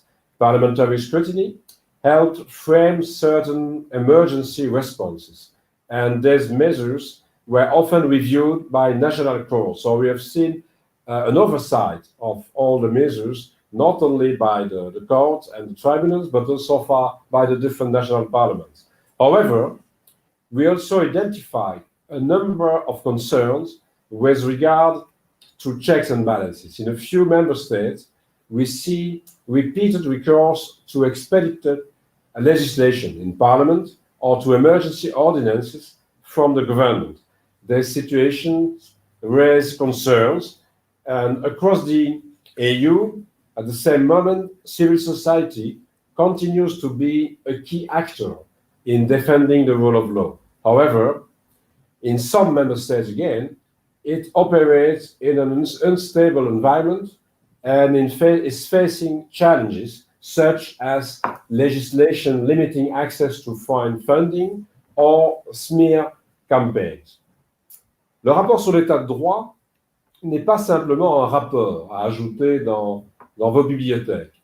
Ce que nous voulons mettre en place, c'est un dialogue politique plus approfondi pour contribuer à promouvoir une culture de l'état de droit dans les États membres ainsi qu'en dehors de l'Union. Nous avons besoin d'un tel dialogue au niveau de l'Union européenne avec le Parlement européen et le Conseil, ainsi qu'au niveau national. Et il existe une volonté politique d'aller dans ce sens. Un dialogue au sein du Conseil sur la base de notre rapport, de notre premier rapport, a déjà eu lieu sous la présidence allemande du Conseil au niveau de l'Union européenne. En octobre, nous avons eu un débat très constructif au sein du Conseil des affaires générales, portant sur des développements généraux liés à l'état de droit. Et en novembre, une discussion par pays a eu lieu sur les principales évolutions dans 5 États membres spécifiques, suivant l'ordre alphabétique protocolaire au sein de l'Union. Je compte sur les futures présidences du Conseil pour continuer ce dialogue. Je me réjouis de continuer les travaux avec la présidence portugaise, qui a déjà prévu au mois d'avril prochain un débat à nouveau sur les 5 États membres suivants dans le même ordre alphabétique protocolaire. J'ai aussi déjà présenté le rapport devant le Parlement européen, ainsi que devant 8 parlements nationaux, parce qu'il est important que le débat ait lieu dans l'ensemble des parlements nationaux. Je tenterai donc de continuer ces débats par vidéo pendant la pandémie dans les 27 États membres, avec parfois une présence physique possible dans l'une ou l'autre assemblée. Le Conseil de l'Europe peut, à n'en pas douter, également jouer un rôle important dans ces débats. C'est pourquoi je me réjouis de l'opportunité de discuter avec vous aujourd'hui, mais peut-être y a-t-il encore d'autres possibilités de promouvoir ensemble le dialogue sur l'état de droit. Vos idées à cet égard sont bien entendu les bienvenues et je remercie à nouveau l'ensemble des acteurs au sein du Conseil de l'Europe qui ont vraiment contribué au premier rapport et qui contribuent déjà à la préparation du deuxième rapport que nous comptons adopter au mois de juillet de cette année. Looking forward, as you know, the Rule of Law Report is an annual exercise, and the cycle for the 2021 Rule of Law Report is, I said, already starting. We will follow the same process as last year, involving member states and stakeholders by asking them for written inputs and by organizing country visits. We are also already in touch with the Council of Europe's contact point for preparing your input. We look forward to continuing and further strengthening our cooperation. Your ideas how to advance together are most welcome. The Commission will continue to play its role as guardian of the treaties and use all the tools at its disposal to react to threats to the rule of law whenever necessary. Let me conclude with a broader reflection. This work within the Union that I have just described is also essential for our credibility abroad. When we promote the rule of law in our neighborhood and with other international partners, we must be credible internally. We need to do the job at home to discuss with the neighbor countries and with other partners. This also underlines the importance of our rule of law report, which will increasingly inspire our work with our European partners, members of the Council of Europe. This is the reason why I tried to be not longer than this, President, and I thank you for your attention, of course, but I'm looking forward to hearing the 23 maybe questions and remarks that you have announced. But thanks again for this opportunity to present the situation about the rule of law report, and it will be possible to discuss year after year about this rule of law situation in the Union, not only inside the Union, but also with you at the Council of Europe level. Thanks again. Merci, Monsieur le Commissaire. Thank you very much, Didier. We now head into the questions. Obviously, time constraint will not allow us to have all 23 put to you today, but we have this kind of a system where those who cannot put their questions are allowed to send them in writing. So I suppose and I hope that you will be willing to respond by them in writing. Let's not waste any more time. We have the first 5 questions, so we put 5 questions. You will have the opportunity to answer, and then again 5 questions. The first 5 questions are for the political groups. First on my list is Petra Bayer, who will be followed by Alexander Pocek. Petra, you have the floor. Good afternoon, Mr. Commissioner. The first question I would like to raise on behalf of colleague Flora Chica, who is our general rapporteur on LGBTIQ persons. Governments with undemocratic goals are scapegoating LGBTI people in order to win majority votes with the effect and aim to weaken rule of law. How will the European Commission engage with LGBTI civil society at national level and draw up the Commission's rule of law report? And how will you engage during the follow-up process with national governments. And my question is, I very much appreciate your efforts to establish a European Union corporate due diligence legislation. And we watch strong resistance at similar struggles, for instance, in Germany or at the UN Human Rights Commission. Where do you localize the main opponents against the strong legal human rights obligation of the private sector? And how will you overcome the hurdles or convince the opponents? Thank you, Petra. Next on my list is Alexander Pojcik, who will be followed by Johannes Igitian. Alex, you've got the floor. Monsieur le commissaire, cher Didier, si je puis dire, la démocratie, l'état de droit et les droits de l'homme sont les valeurs fondamentales qui sont l'essence même du projet européen. Je salue à cet égard vos efforts en sujet de mon pays, la Pologne. Mais même si le Conseil de l'Europe a acquis dans ce domaine une expérience reconnue avec le mécanisme de la Convention européenne des droits de l'homme, l'Union européenne a aussi un rôle important à jouer dans ce domaine. Je me félicite à cet égard de la volonté de la présidente de la Commission européenne de mettre en place un nouveau mécanisme européen de protection de l'état de droit. Je souhaiterais à cet égard vous interroger sur l'articulation entre l'action de l'Union européenne et le rôle du Conseil de l'Europe. Je pense notamment à l'adhésion de l'Union européenne à la Convention européenne des droits de l'homme ou encore au dialogue entre les juges de Strasbourg et de Luxembourg. Comment éviter d'éventuelles concurrences, voire des divergences dans l'interprétation des valeurs fondamentales? Merci beaucoup. Thank you, Alex. We now move to Johannes Igitian, who will be followed by Olena Komenko. Johannes, you have the floor.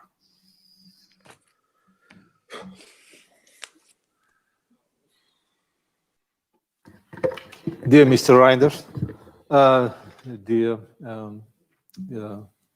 Didier.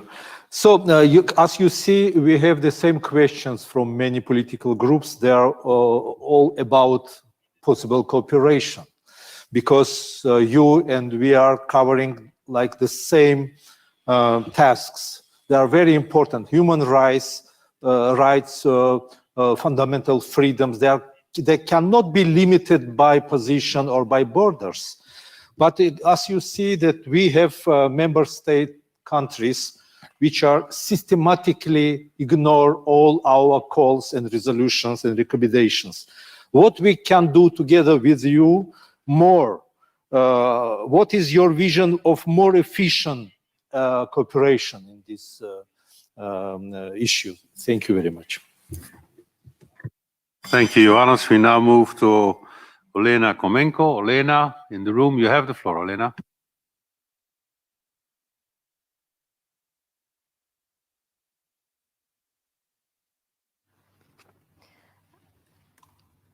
Dear Commissioner, Mr. Reynders, as we all know, the Eastern Partnership Summit will soon take place, at which the initiative should be given a new mandate and new thematic horizons. Also, one of the Council of Europe's goals is to enhance the right to data protection by working in close cooperation with several countries. Given the scope of your mandate, namely ensuring full implementation and enforcement of the General Data Protection Regulation, please indicate whether any new initiatives are envisaged to promote, support, and implement the General Data Protection Regulation for Eastern Partnership countries, or in particular, in those countries that have signed the Association Agreement and are active members of the Council of Europe and the PACE. And will such projects be joined between the EU and Council of Europe? Thank you, Elena. We now come to the last in this first list, which is George Kadroklados. George, you have the floor. Thank you, Mr. Chair. Mr. Commissioner, dear Didier, I know that you are a fervent proponent of the accession of the European Union to the system of the European Convention of Human Rights. I'd like to ask you, which are the last remaining obstacles to that? And after the completion of the accession, do you think that we can start discussing about the accession of the European Union to the European Social Charter as well, because it's not just the traditional freedoms and political rights in challenge, but also, and maybe even more critically, social rights in our continent. Thank you, and I wish you all best luck and success to your endeavors. Thank you, George. And now I yield the floor to Mr. Commissioner. Didier, you have the floor. Merci, Monsieur le Président. Je reconnais beaucoup de visages évidemment familiers à l'occasion des multiples rencontres que nous avons eues aussi au sein du Conseil de l'Europe. Alors, peut-être pour reprendre rapidement dans l'ordre, Madame Bayer, concernant la communauté LGBTI et la manière de travailler avec la société civile, non seulement concernant ce groupe, mais concernant l'ensemble des acteurs de la société civile. Dans la préparation des rapports annuels, nous travaillons avec des éléments de la société civile dans chacun des États membres et au niveau européen, donc pas seulement les gouvernements, pas seulement les acteurs publics, mais beaucoup d'associations, y compris représentants des minorités. Nous travaillons aussi de la même manière dans l'analyse du contenu du rapport lui-même, et donc dans la manière d'organiser une culture de l'état de droit dans les différents États membres. Mais je ne veux pas vous répondre sans rappeler que nous avons aussi adopté une stratégie au niveau européen, de l'Union européenne, concernant la communauté LGBTI+, et je pense que là aussi, on doit voir comment être en contact avec les acteurs de la société civile qui sont très, très présents dans beaucoup d'États membres, sinon dans tous à travers l'Union. Donc je peux vous rassurer sur le fait que le travail sur l'état de droit, mais le travail aussi sur des groupes spécifiques, se fait vraiment en coopération avec les acteurs de la société civile. Je vous remercie pour votre soutien concernant l'initiative législative sur la gouvernance durable, Sustainable Corporate Governance. La façon d'avancer en la matière, c'est d'avoir là aussi le soutien de beaucoup de parlementaires et de groupes parlementaires, d'avoir le soutien de beaucoup d'acteurs de la société civile et de tenter de démontrer qu'il vaut mieux une initiative commune à l'échelon de l'Union européenne que des initiatives dans chacun des États membres uniquement. Et donc je pense que c'est aussi une des positions qui évolue en Allemagne. Concernant alors, Alexander, mais la question a été posée par d'autres intervenants également, les relations Union européenne-Conseil européen, je ne vais pas répéter ce que j'ai dit sur notre collaboration déjà dans le cadre du rapport sur l'état de droit. Cette collaboration est excellente avec le Conseil et avec les différents organes du Conseil. Mais sur l'adhésion, c'est un objectif et nous voulons vraiment relancer le débat sur l'adhésion de l'Union européenne à la Convention européenne des droits de l'homme, parce que ça permettrait de placer toutes les institutions européennes dans la juridiction finalement de la Convention. C'est un des enjeux majeurs. On sait qu'il y a eu un certain nombre de discussions sur ce sujet, notamment à partir des différentes demandes formulées par la Cour de justice de l'Union dans son opinion de décembre 2014. Mais nous avons repris le chemin des négociations. Il y a déjà eu 2 nouveaux tours de négociations en septembre, en octobre et en novembre, puisque le deuxième on a pu travailler le deuxième au mois de novembre, mais la première fois c'était à cheval sur septembre et octobre. Et j'espère que nous aurons l'occasion de continuer ce travail avec un nouveau tour de négociation qui est prévu pour le début du mois de février. L'objectif est vraiment de pouvoir réaliser cette accession, parce que je le répète, la volonté, quand on demande les obstacles techniques, c'est évident de répondre aux demandes qui ont été formulées par la Cour de justice, mais dans les contacts avec les 2 cours, la Cour de Luxembourg et la Cour de Strasbourg, on a déjà pu voir qu'il y a aussi une volonté de tenter de résoudre les difficultés qui ont été évoquées en 2014. Alors ce sont des matières complexes, mais moi je souhaiterais vraiment qu'au-delà de la coopération que nous développons de manière régulière entre nous dans nos travaux, il y ait vraiment cette possibilité pour l'Union en tant que telle de participer. Pour beaucoup d'instruments du Conseil de l'Europe, très souvent, on souhaite avancer avec une adhésion de l'Union et une adhésion dès lors de tous les États membres. C'est évident que lorsque l'adhésion de tous les États membres n'est pas possible, ça nous pose des problèmes pour l'instant dans l'Union même. Et je voulais juste évoquer notamment la difficulté de ratification qui est celle de la Convention d'Istanbul, ce qui nous pousse parfois à réfléchir à des instruments nouveaux au sein de l'Union même. Mais je veux vraiment conforter l'idée d'un travail en commun. En ce qui concerne la Charte sociale européenne, c'est encore une autre démarche. Laissez-nous d'abord avancer. Je crois qu'on doit d'abord avancer sur l'accession à la Convention européenne des droits de l'homme pour tenter de mettre des fondations très solides dans la participation de l'Union à l'ensemble des instruments du Conseil. Enfin, sur le règlement général concernant la protection des données, je voudrais confirmer la volonté de continuer à aider les pays du partenariat oriental à avancer dans la mise en œuvre de règles comparables à celles du règlement général. En bout de course, c'est évidemment des décisions d'adéquation qui seraient possibles au niveau de l'Union européenne pour avoir un échange tout à fait fluide de données avec l'ensemble des partenaires, mais la volonté de continuer à soutenir les actions entreprises dans les États du partenariat oriental est bien présente et nous allons continuer à y travailler, y compris dans le domaine de mes compétences ou dans les relations entre les autorités nationales de protection des données au niveau européen et les autorités présentes dans les États du partenariat oriental. Merci, Monsieur le Commissaire. On entame maintenant la deuxième série de 5 questions. The first on my list is Paul Gavin from Ireland, who will be followed by Titus Korlatian. Paul, you've got the floor.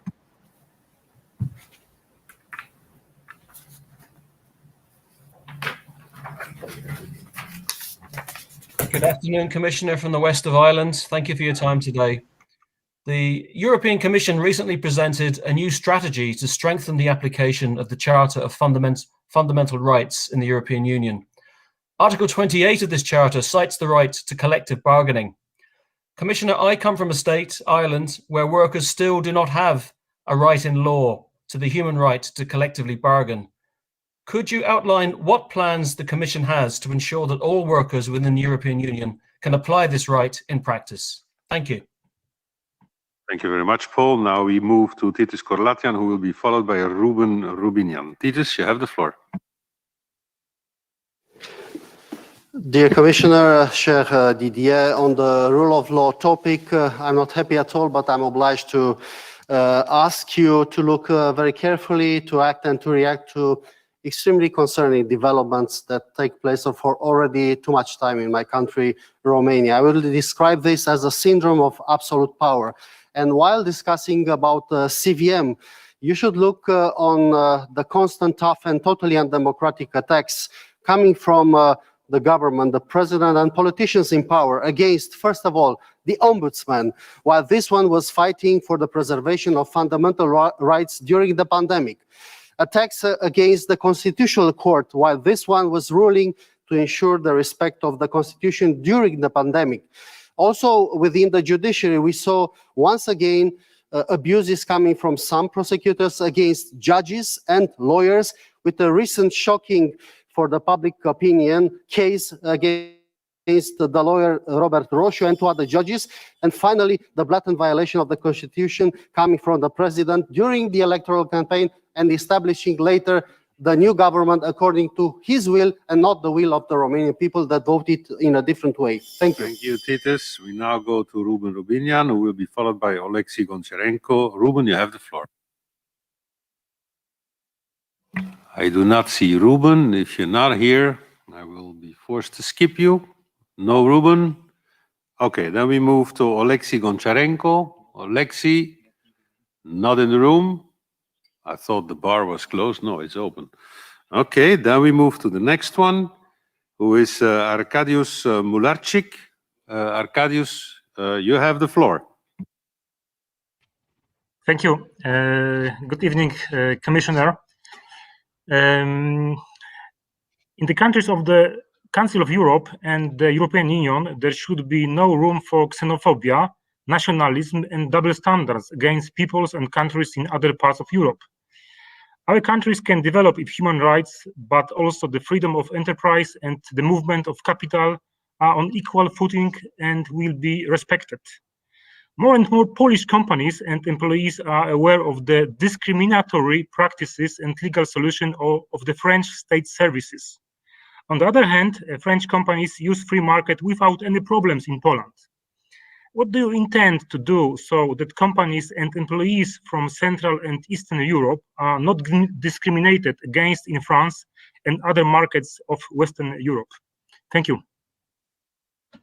Thank you very much. On prend 5 questions. Donc, le suivant sur ma liste est Damien Cottier. Damien, vous avez la parole.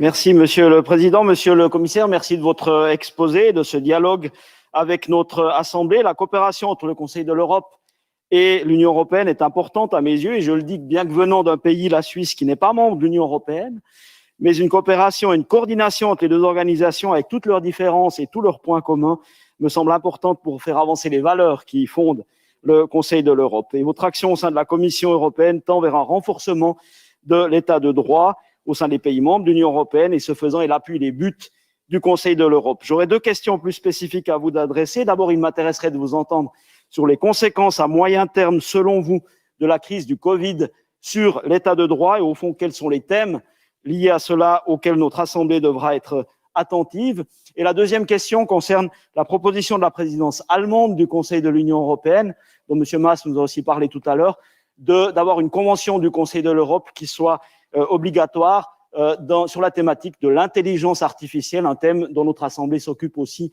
depuis pas mal de temps. Mais je vous remercie. Merci Damien. Le suivant et le dernier sur cette liste, c'est François Calvet. François, vous avez la parole.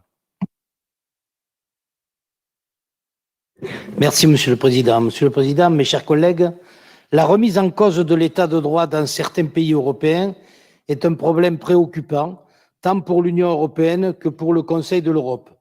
Comment les deux organisations peuvent-elles travailler ensemble sur ce sujet? Quand est-ce que la totalité des principes définis à l'article 6 de la Convention européenne des droits de l'homme concernant le procès équitable seront-elles vraiment appliquées partout dans l'Union?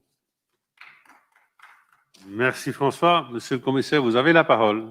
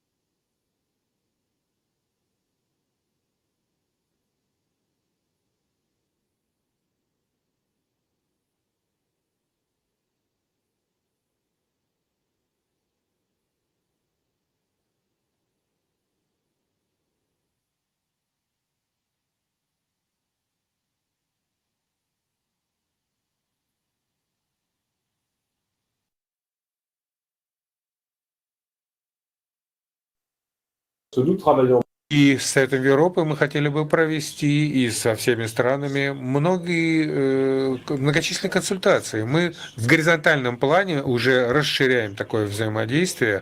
Мы тут объединяем вопросы искусственного интеллекта, защиты основополагающих прав, защиты данных персональных и прочих.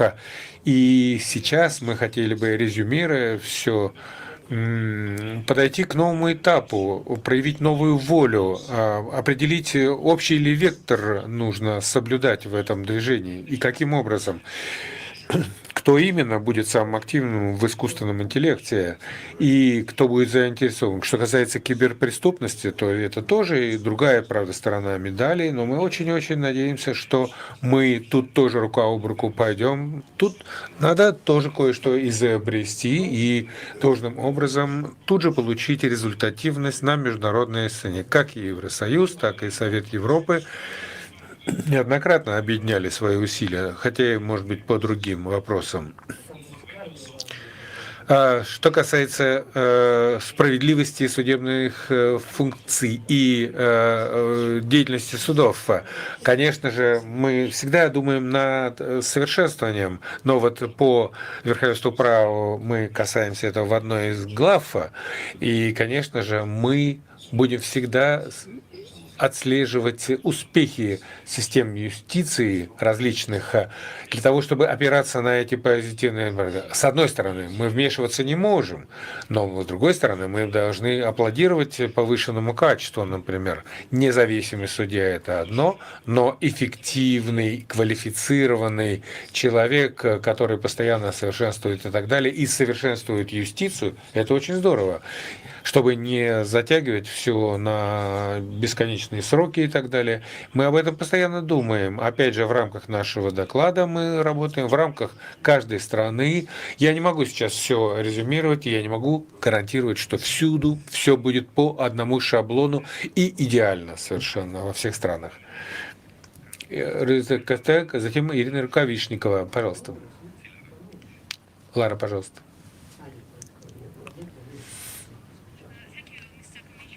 Спасибо, господин комиссар. Поскольку вы занимаетесь тематикой верховенства права прежде всего, мне бы хотелось узнать, какие специфические шаги вы предприняли для того, чтобы противодействовать нарушению прав человека в государствах. Не говорите о том, что во многих случаях это внутреннее дело. Нет, когда сторона присоединилась к Европейской конвенции, то нарушения недопустимы. Конвенция защищает права человека, и нельзя говорить о том, что внутренние дела, и мы в них не вмешиваемся. 3000 каталанцев, им угрожали. Это и юристы, это многие потерявшие работу, многие оказались благодаря действиям правительства в тюрьме, это преследование журналистов и так далее. Это нарушение прав человека внутри страны, это происходит, да, внутри Испании. Спасибо большое, Лара. И Инна Рукавишникова, пожалуйста. Прошу.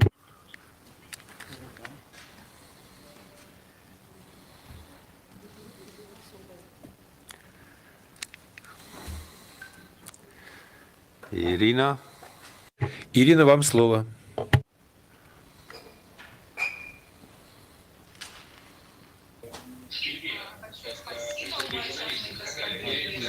We cannot hear you, Irina. You need to... Простите, вас не слышно, Ирина. Что-то надо, может быть, с микрофоном? По-моему, ваш микрофон поднят, Ирина.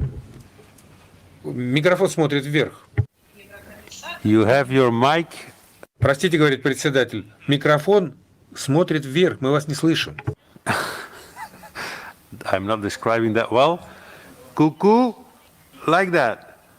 Микрофон, вот я даже покажу, говорит председатель. Микрофон у вас сверху. Опустите его, пожалуйста. Okay. Да, так, слышно? More. Еще поближе микрофон еще. Еврокомиссар, в Евросоюзе принцип верховенства права. Под вашей эгидой разработаны и действуют соответствующие общеевропейские контрольные механизмы, предполагающие в том числе применение дисциплинарных мер государствам-нарушителям. И в связи с этим я хочу узнать, что вы делаете для искоренения дискриминационной политики прибалтийских стран, членов Евросоюза, осуществляющих целенаправленную зачистку своего информационного пространства от любых проявлений русского языка, русской культуры и продолжающих беспрецедентную для 21 века практику произвольного лишения целой категории своего населения, так называемых неграждан, политических и социально-экономических прав. Спасибо. Thank you very much. Большое спасибо. Надеюсь, вы на меня не обидитесь, что я тут такие жесты странные производил. Итак, Димитриос Каридис следующим. Подготовится Фура Бенчика. Димитриос, пожалуйста, вам слово.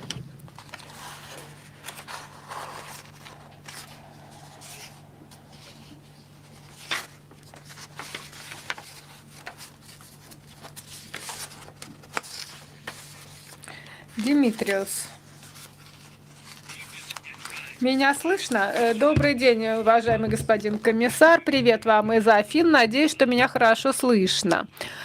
Мой вопрос касается платформ социальных сетей. Недавние события в США подчеркнули проблемы, связанные с доминирующей позицией, исключительной ролью рядом социальных сетей, платформ социальных, таких как Twitter, проблем, которые ставят это перед нашей демократией. С другой стороны, автократы во всем мире рады были бы, если бы с этими платформами можно было разделаться или ограничить их функционирование. Что вы думаете по поводу того, как быть с регулированием системы социальных сетей, которые могут быть замечательным инструментом распространения демократии, но могут быть порой оружием, которое используют против демократии. Спасибо, Фура Бенчика. Пожалуйста, вам слово.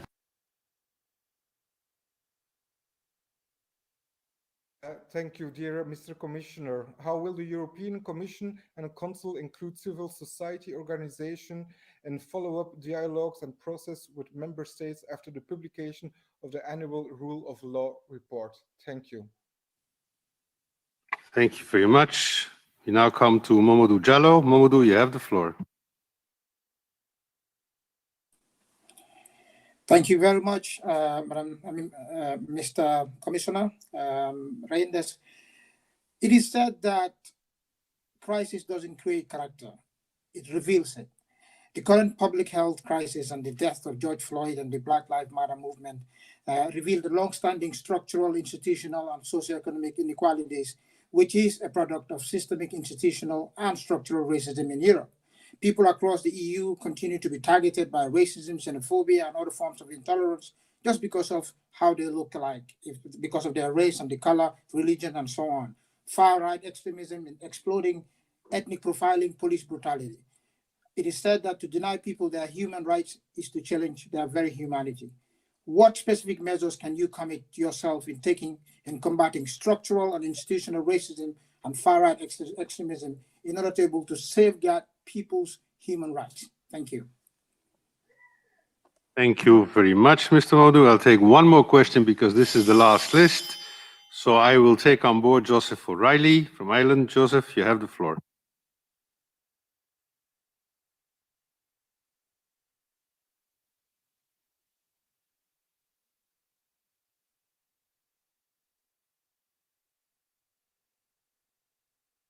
We do not see Joseph. Or we do? No. Okay, in that case, we have Fiona O'Loughlin. Is Fiona on board? She was.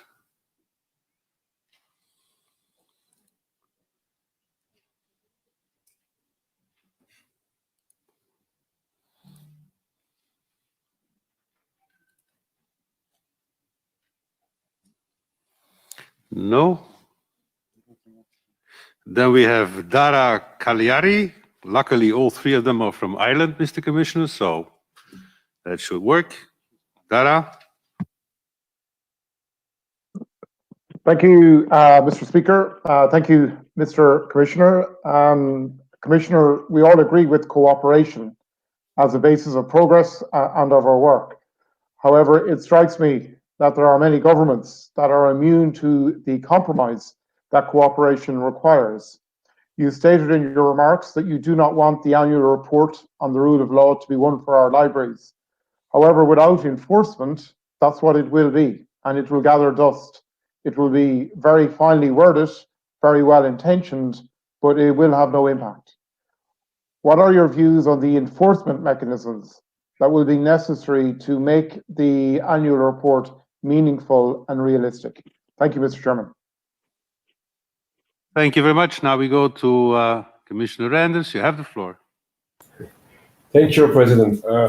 First of all, about the situation on the basis of the rule of law and the discussions that we have had in the different member states. Of course, about Spain, like about other member states in the European Union, we have taken care of the different standards that we are using to analyze the situation about the rule of law. And so the first element, of course, is to have full respect for the constitutional order in the different member states, not only in Spain, but in others. And of course, if there are some discussions about an evolution of the institutional framework in one member state, it must be in full compliance with the constitution. We have seen that in the past in other parts of Europe. I remember, to give an example, a consultation in Scotland about the possibility to go out of the United Kingdom, but it was in full agreement with London. So it was a really discussion inside the constitutional order. And then we try also to have a full respect for the independence of the justice system in the different member states. And of course, we are analyzing the situation of the Spanish justice system like all the others. And we have also paid attention to the evolution of the implementation of one specific instrument at the EU level. I'm thinking about the open arrest warrant. And there also, we have looked to the application in all the member states, and we have now discussions with the Parliament about the evaluation of the implementation. But again, it's very important to pay attention to the constitutional order in all the member states in Spain, like in many other situations in Europe. Then about the situation in the Baltic states, like in many other members of the European Union and maybe members of the Council of Europe, in a broader sense, of course, we pay attention to the regional or minority languages. And I know there is a charter also at the level of the Council of Europe about this. So we try to discuss with the member states about the way to give the same rights to all the different citizens. And of course, the national minorities, it's an element of a possible discussion. We have tried to put into place different actions since many years about the protection of the national minorities in the different member states, but you know that there are very different situations in all the different members of the European Union, like in a broader sense again, the members of the Council of Europe. And I know that all the different members of the Council of Europe are not all the time taking part in the Charter for regional or minority languages. But it's a concern, of course, to work to give the same right to all the citizens in the entire European Union. About the platforms and the way to organize a regulation, first of all, we are sure that we need to organize the functioning of the platforms in the digital world on the basis of some rules. It's the reason why after 1 year of the new Commission, it was possible to come out with a Digital Market Act and the Digital Services Act to organize the market and to give a real access to new startup or new actor like SMEs to the different element of the digital market. It's very important to don't have a too high level of concentration like we have seen in the last years maybe, and also to organize the services and to be concrete on your remark, of course, to organize the process to fight against some kind of messages coming on the platforms. I'm thinking about hate speech. We try to see how it's possible to organize maybe at the EU level a Euro crime, so a crime at the level of the European Union when we are speaking about hate speech and hate crime. But we try also to fight against disinformation. And to that, it's very important to impose some obligations on the platforms. If you are looking to the situation now, it's abnormal that we are just asking to the platform to do something without a real regulation. We have worked with some voluntary commitments, but now it's time to go to real rules at the international level. We start with some proposals at the EU level, but of course, we'll be like for artificial intelligence. We'll be very interested to to work together with the Council of Europe in the definition of the next steps to have international standards on it. But it's very important to organize the functioning of the platforms and the access to the market and the ways to provide services with rules. And we have put on the table of the Council at the EU level and of the Parliament some new acts to do that. About the participation of the civil society and the civil society organizations to the rule of law, not only report, but to the rule of law discussion after the report. First of all, we are taking all the civil society organizations on board of the preparatory works for the report, and we continue to do that for the second report, so not only at the national level, but the level of the European Union. And of course, we try now to start a dialogue in the member states. I'm going, I said, to many parliaments, but I try also to install a real culture of the rule of law with a real discussion at the EU level, but also in the national, in the different member states with the civil society. So we are very interested in the ways to organize better and better year after year such a common action with civil society to discuss about the rule of law report, to prepare the next rule of law report, but more than that, to install, I said, a real culture of the rule of law. About racism and xenophobia, I want to say first that we have a framework decision from the Council at the EU level about racism and xenophobia, and our first action is to verify a correct implementation of such a kind of framework. And of course, if it's not, we are ready to go to the Court of Justice to insist on the fact that it's very important to implement correctly the decision framework, the framework decision from the Council at the EU level. But more than that, it's very important to continue to work with concrete actions. We try to take some actions at the Commission level to organize a process inside the EU institutions, but also to fight against different kinds of behaviors at the national level. And so again, the action about the fight against racism and xenophobia is a permanent action day after day at the EU level and in the member states, and we have a strategy on that at the EU level. But you spoke also about the far-right groups and sometimes some violent extremist groups. Of course, I said that we need to fight against hate speech, but we need to fight against many violent extremism. And it's not just in the way to fight against terrorism, it's more than that, to start earlier and to have a concrete action plan against hate speech and against the development of such a kind of behavior in the European Union. So we continue to work on it. And about the enforcement of the rule of law report, I confirm that it's not just to have a selection of new books with the report of the first year, the second year, the third year in the library. We try to have an ongoing process with first a response coming from the member states to implement new reforms, and we'll verify if it's possible to organize a real follow-up of the reforms proposed by the member states. I said, to give an example, we have an action plan of Bulgaria about the report. Of course, it's very nice to discuss about such an action plan, but it will be more important to verify that there's a real implementation. And year after year, we will explain in the next report what was possible to do to have positive developments in different member states. When it's impossible to have a positive development, of course, we will use other instruments to enforce the rule of law.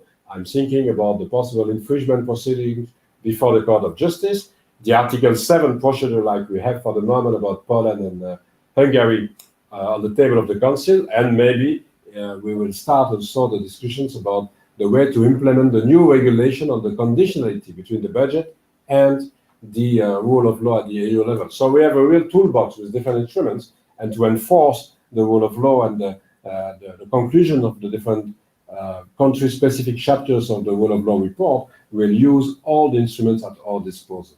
But thanks again for all your questions. I want just, President, to confirm that we are working on many different issues in the same way between the Council of Europe and the European Union. So I will be very pleased to continue such an exchange with you, to continue the cooperation that we have with many bodies of the Council of Europe, but certainly with your help also maybe to continue to make progress in the way to have a real accession of the European Union to the European Convention for Human Rights.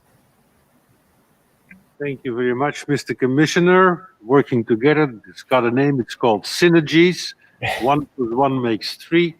So let's put that into practice. Thank you very much for having been with us. I am sure that we will probably have an occasion to meet in Belgium.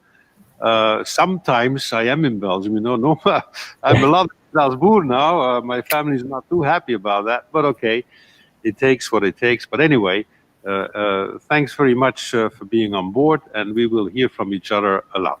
Thanks again, and see you soon. With pleasure. Dear colleagues, our work now is asking for our next point on the agenda. Just give me a second here. Voila. Modification of the Assembly's Rule of Procedure follow-up to Resolution 2319/2020 on the complementary joint procedure between the Committee of Ministers and the Parliamentary Assembly in response to a serious violation by a member state of its statutory obligations. So the next item of business this afternoon is a debate on the report which carries the title Modification of the Assembly's Rule of Procedure follow-up to Resolution 2319/2020 on the complementary joint procedure between the Committee of Ministers and the Parliamentary Assembly in response to a serious violation by a member of its statutory obligations. This is document 15093. It will be presented by Sir Edward Lee on behalf of the Committee of Rules of Procedure, Immunities and Institutional Affairs. I recall the colleagues that this is a report. For it to pass will require a 2/3 majority. So please warn the colleagues who could be on board, wish to be on board, for this is a special majority report. Now, I call Sir Edward Lee, rapporteur, to take the floor. You have 10 minutes to present the report and 3 minutes to reply to the debate. Sir Edward, are you on board? Me? You have the floor, Sir Edward. Thank you very much. Dear colleagues, by introducing some modifications of a technical nature into the rules of procedure, my report concludes the work the Assembly started 3 years ago. In the report, prepared by our colleague, Mr. Cox, on behalf of the Committee on Political Affairs and Democracy. We went through the numerous stages of drafting and the consultation process, given the importance of the procedure and the number of actors involved in the preparatory stage. Through this 3-year period, we worked hand in hand with the Committee of Ministers through the Finnish and French chairmanships to set up a complementary joint procedure, enabling us to bring a member state through constructive dialogue and cooperation into compliance with the obligations and principles of the organization and avoid imposing sanctions. I would wholeheartedly celebrate this spirit of cooperation between the two statutory bodies, which disagreed on some matters in the past if there was a small area of concern. In November 2019, Ms. Amélie de Montchalin, the French Secretary of State for European Affairs, transmitted to Ms. Liliane Maury-Pasquier, President of the Parliamentary Assembly, a decision by the ministers' deputies on a joint complementary procedure, which was deemed to, quote, serve as a basis on which Resolution 2319 of 2020, specifying the stages of the procedure, was adopted by our Assembly in January 2020. Now I must say, Mr. President, and this is an important point, that I deeply regret, and I think the committee regrets, that the description of the final procedure the Committee of Ministers transmitted to the Assembly in February last year after the adoption of our resolution differed significantly from the Committee of Ministers' November decision. In other words, the Committee of Ministers, without any consultation with the Assembly, just placed before the Assembly a revised text in which some points do not coincide with the previous version. First, it is striking to note that the term, quote, joint, end quote, which has always characterized the procedure since the proposal had been made 3 years ago, disappeared from the Committee of Ministers text. And we need to ask ourselves why. Second, an amendment tabled by members of the Russian delegation to Resolution 2319 of 2020, which had been rejected by the Political Affairs Committee by an overwhelming majority, and finally withdrawn by the signatories in the plenary session, reappeared in the latest Committee of Ministers version. Thirdly, the basic principles, operative provisions, as well as the timetable do not coincide with those contained in the document transmitted to the Assembly by Mr. Montchalin. Should a procedure be initiated soon, on what basis would it be implemented in view of the differences in approach? It's a question we have to ask ourselves. It seems that the Committee of Ministers did not want to make the procedure fully joint. I would like to underline that the Assembly fully delivered its part of the contract. We did our job. Following the adoption of Resolution 2319 in January, a product of multiple consultations between the two organs, I prepared a report to integrate the necessary modifications into the rules of procedure. The modifications mainly cover rules relating to tabling the motions as well as conditions for voting. As the complementary joint procedure may only be initiated on the exclusive basis of a motion for a recommendation signed by at least 1/5 of the component members of the Assembly belonging to, and at least 3 political groups and 15 national organizations, it is necessary to introduce relevant modifications to Rule 24, 25, 26, and 27. The motion will then be sent to the Committee on Political Affairs and Democracy, which would present to the Assembly a report containing a draft recommendation to be adopted, quote, by a majority of 2/3 of the votes cast and a number of votes in favor equivalent to at least 1/3 of the total number of members of the Assembly authorized to vote, end quote. Rule 41, concerning the majorities required for the adoption of Assembly decisions, has to be amended accordingly. I welcome these new conditions concerning the setting in motion of the voting. They are intended to ensure that a decision of such political importance enjoys unquestionable support and grants authority and legitimacy to the Assembly's decision.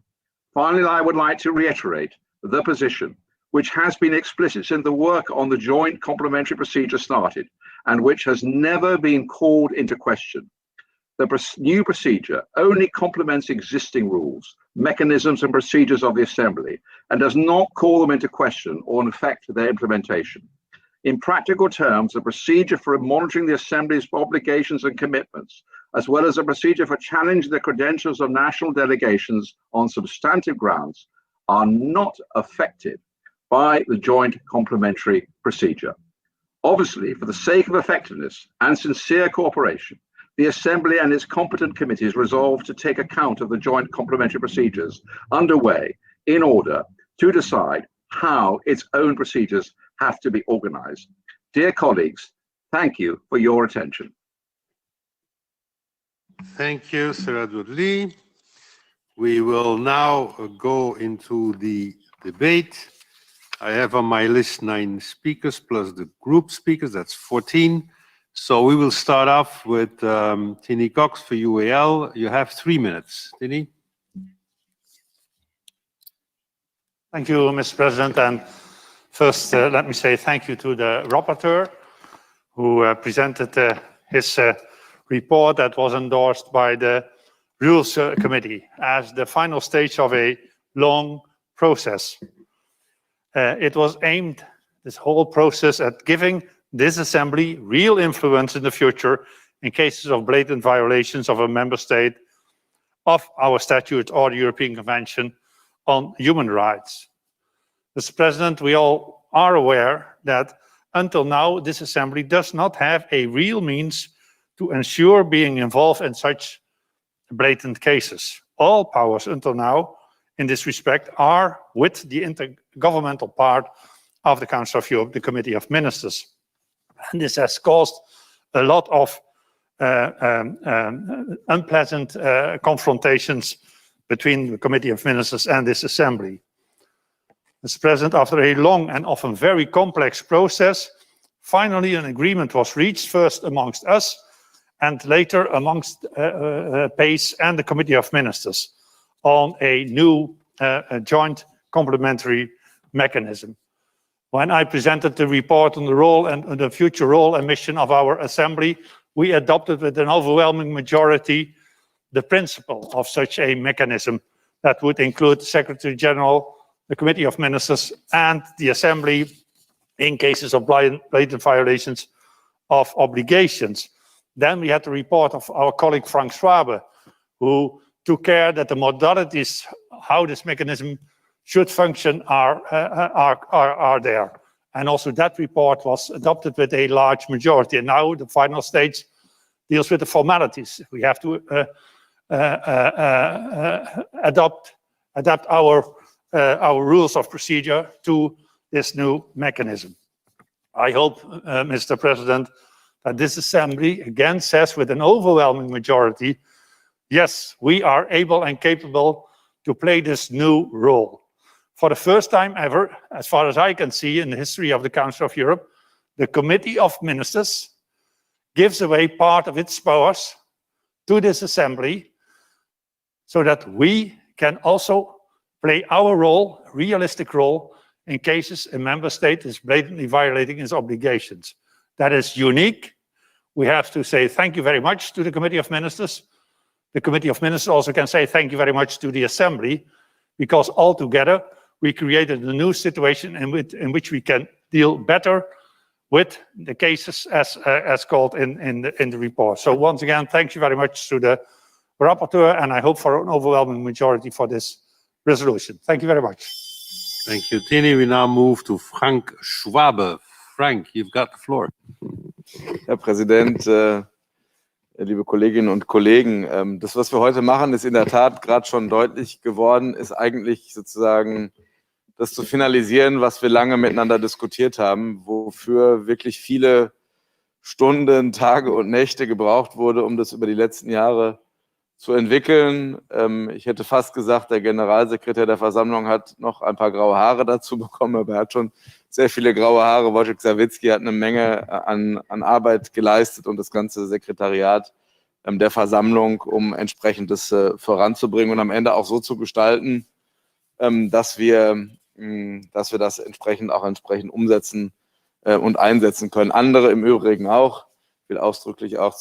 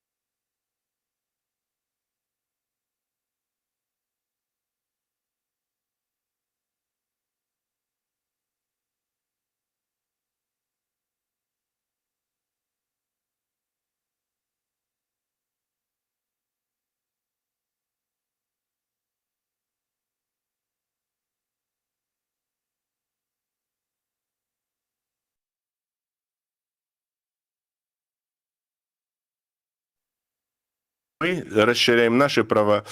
Zugegebenermaßen sehr schwierige Debatte über die Frage, wie hältst du es eigentlich am Ende mit Russland? Also insofern ist es, glaube ich, wirklich wichtig. Es ist wichtig für unsere Organisation, für die Versammlung. Und ich glaube, was wir auch gelernt haben, ist, dass es nur gemeinsam geht. Wenn man von draußen auf die Organisation guckt, weiß man ja gar nicht, was ist der Unterschied zwischen dem Ministerkomitee, der Generalsekretärin, der Versammlung und vielem anderen, sondern am Ende steht da der Europarat. Und wir haben es gelernt, zu einer neuen Form von Kooperation, von Zusammenarbeit zu finden. Das war ein bisschen schwierig, das fortzusetzen unter Corona-Bedingungen. Heute Abend knüpfen wir wieder daran an. Also diese Organisation ist stärker geworden durch diesen neuen Mechanismus und deswegen bitte ich alle gleich mit großer Mehrheit, diesen neuen Mechanismus auch in die Geschäftsordnung zu übersetzen. Vielen Dank. Thank you, Frank. We now move to Andreas Nick. Andreas, you have the floor. Herr Präsident, liebe Kolleginnen und Kollegen, es ist schon gesagt worden, der Bericht, den wir heute beraten, kommt von seinem Titel her sehr technisch her, als würden wir hier eine sehr rechtstechnische Frage unseres Regelwerks erörtern. Und ich danke dem Berichterstatter Herrn Lee, dass er das so präzise vorbereitet und vorgetragen hat. Aber ich darf daran erinnern, es ist ein hochpolitischer Bericht, eine hochpolitische Entscheidung, sowohl mit dem Blick zurück als auch mit dem Blick nach vorne. Ich will daran erinnern, dass mit der Entscheidung zur Etablierung des robusten gemeinsamen Mechanismus entscheidend dazu beigetragen wurde, die drohende institutionelle Krise dieser Organisation abzuwenden, bei der Ministerkomitee und Parlamentarische Versammlung in unterschiedliche Richtungen diese Organisation weiterentwickeln wollten. Und es ist schon gesagt worden, es ist vielen zu danken, die daran über lange Zeit mitgewirkt haben, dieses zu verhindern, von der finnischen und der französischen Präsidentschaft über eine Reihe von Präsidenten dieser Versammlung, über die Fraktionsvorsitzenden, nicht zuletzt auch über meine beiden Vorredner, Tini Cox und Frank Schwabe, mit ihren Berichten im politischen Ausschuss und an alle, die bis hin jetzt zu Mr. Lee auch im Rules Committee an der Umsetzung dieser Dinge gearbeitet haben. Aber es ist auch mit dem Blick nach vorne eine hochpolitische Weichenstellung. Denn dieser Mechanismus kann die Rolle dieser Versammlung im Europarat stärken und er kann den Europarat insgesamt bei der Durchsetzung seiner Werte und Prinzipien stärken. Dafür ist es wichtig, dass wir nicht leichtfertig mit diesem Mechanismus umgehen. Er ist keine Abkürzung, kein Shortcut zu Sanktionen oder im politischen Tageskampf. Deshalb haben wir den Mechanismus der Zustimmung auch entsprechend ausgestaltet. Es muss ein Fünftel der Mitglieder dieser Versammlung diesen Antrag stellen. Sie müssen 3 verschiedenen Fraktionen angehören und aus 15 verschiedenen nationalen Delegationen kommen. Also es muss eine sehr breit getragene Position schon in der Antragsstellung sein. Und in der Entscheidung brauchen wir eine 2/3-Mehrheit, die 1/3 der Mitglieder dieser Versammlung abdeckt. Und damit ist klar, dass wir, glaube ich, diesen Mechanismus dann auslösen müssen, wenn es um den Kernbereich der Werte und Prinzipien des Europarates geht. Um die Einhaltung von zentralen Urteilen des Gerichtshofs für Menschenrechte, um grundlegende Verstöße gegen Regeln, wie sie im Monitoring festgestellt sind, wenn es um Menschenrechte, um Rechtsstaatlichkeit, um pluralistische Demokratie geht. Und es ist nicht das Ziel dieses Mechanismus, einen Mitgliedstaat aus dieser Versammlung und aus dieser Organisation herauszudrängen, sondern Compliance mit diesen Werten wiederherzustellen. Und insofern kann ich an das anknüpfen, was gesagt wurde. Es ist ein Instrument, das man ins Schaufenster stellt, das wahrscheinlich aber am wirksamsten ist, wenn man es nie herausholen muss, weil es seine Wirkung auch tut, alleine weil es vorhanden ist. Und ich glaube, deshalb verdient dieser Bericht heute unsere breite Zustimmung, damit wir die notwendige 2/3-Mehrheit erreichen. Vielen Dank. Danke, Andreas. On en arrive maintenant à Jacques Maire. Jacques, vous avez la parole. Merci, Monsieur le Président. Dans un premier temps, je voudrais saluer, au nom de la délégation ALDE, Monsieur Savicki, notre secrétaire général, qui a, durant ces 10 dernières années, et au-delà, offert un appui, une référence morale, un respect des règles qui a été absolument essentiel durant les périodes turbulentes que nous avons traversées, qui a toujours été auprès de nous et en tout cas auprès de moi depuis que je suis président de groupe, un appui absolument, je dirais, sans défaut à tout moment pour le mener à bien de mon mandat. Et voilà, je pense que nous nous devons tous quelque chose et je suis convaincu avec mes collègues que ce que vous avez apporté à l'institution est quelque chose qui restera dans le temps. Je vous remercie, Monsieur Savicki. Évidemment, saluer l'élection de Despina à ce poste. Et pour maintenant arriver au sujet de notre intervention, il est clair que pour nous, c'est un vote extrêmement important. Un vote important parce que c'est à la fois la clôture d'une période de conflit, de troubles juridiques qui ont finalement abîmé la lecture, la crédibilité de l'institution, mais c'est aussi le début d'une dynamique qui permettra d'avoir un Conseil de l'Europe plus uni, plus puissant, plus impactant, est probablement plus convaincant quand il s'agit de s'adresser aux écarts de manquement qui peuvent être extrêmement importants chez les États membres aujourd'hui. Quand je regarde un petit peu ce qui s'est passé depuis un an, quand je vois l'impact de la pandémie sur le respect de l'état de droit, la démocratie, je vois effectivement qu'il y a un risque de dérive. Si nous ne rassemblons pas nos efforts, si nous ne faisons pas en sorte d'avoir des procédures qui soient solides, cohérentes et qui soient irréfragables du point de vue juridique, nous nous affaiblirons. Cette majorité des 2/3 exigée aujourd'hui, elle est importante, mais cette majorité et les majorités de la procédure à venir sont aussi des garanties du fait que nous puissions avancer ensemble. Il ne faut cependant pas que cet outil demeure virtuel. Il faut que nous ayons la conscience forte qu'il puisse et qu'il sera utilisé quand c'est nécessaire. Bien sûr de façon exceptionnelle, mais quand c'est nécessaire. De ce point de vue, je n'adopterai pas la référence à la bombe atomique, puisque nous sommes uniquement dans la dissuasion, mais dans l'instrument qui nous permet effectivement, quand les autres moyens qui ne sont pas remis en cause, comme par exemple le challenge des pouvoirs, ne sont pas efficaces, quand les messages ne passent pas assez fortement auprès de nos gouvernements et nos délégations parlementaires, nous avons cet ultime recours. C'est pourquoi le groupe ALDE, évidemment, appuiera de toute cette force ce beau résultat des présidences finlandaises et françaises de l'an dernier et demande à voter pour ce texte. Je vous remercie. Merci Jacques. Next on my list is John Howell. John, you have the floor.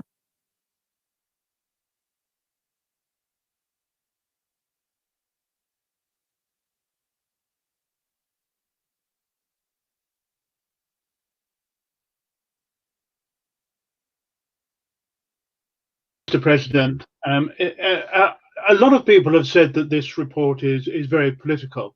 I'm not in the least bit surprised. Having worked with Edward Lee in the British Parliament, I have to say he is a consummate politician, and I think it is appropriate that he has been responsible for producing this. I was struck by something one of the speakers earlier said, that we don't actually want to use this. Actually, we do want to use this, and we want to use it to protect the values and the core business of the Council of Europe. And one of those pieces of core business is the Court of Human Rights. It is a whole human rights agenda, and there are a lot of countries at the moment who and two in particular, who are not implementing court decisions and are violating the spirit of the Court of Human Rights in a very big way. Now, I hope that this procedure will be used for them, but I think we need to question whether we are actually working together with this.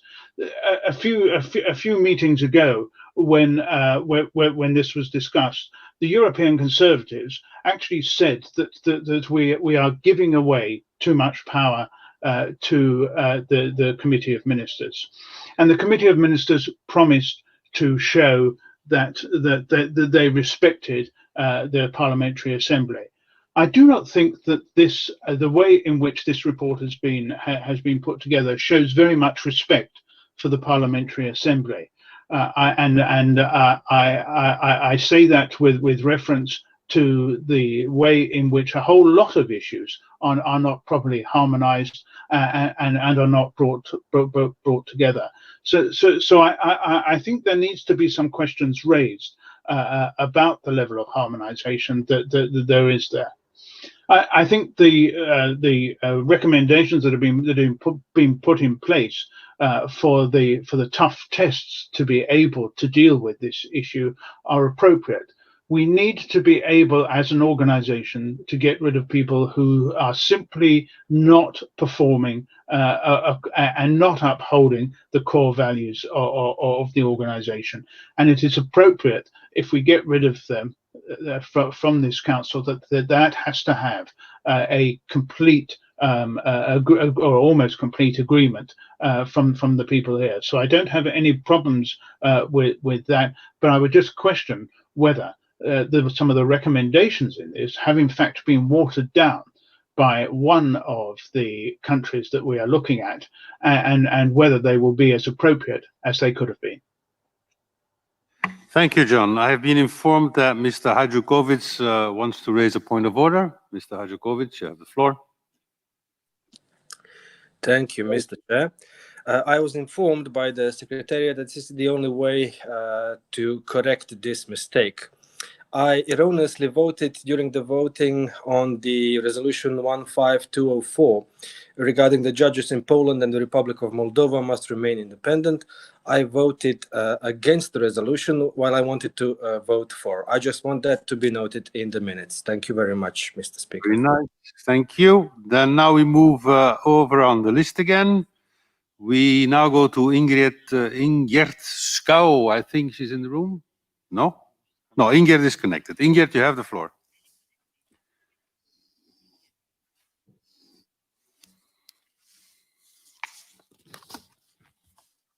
Thank you, President. I will speak on behalf of the Rules Committee. So, first of all, I would like to say that I really appreciate that Mr. Lee is in the room and to see him again. And I also like to use the opportunity to give my thanks to Mr. Savitsky that has really been dedicated and contributed to the Assembly for many years. So thank you so much. And I also like to congratulate Despina with her new position and all the best in your position.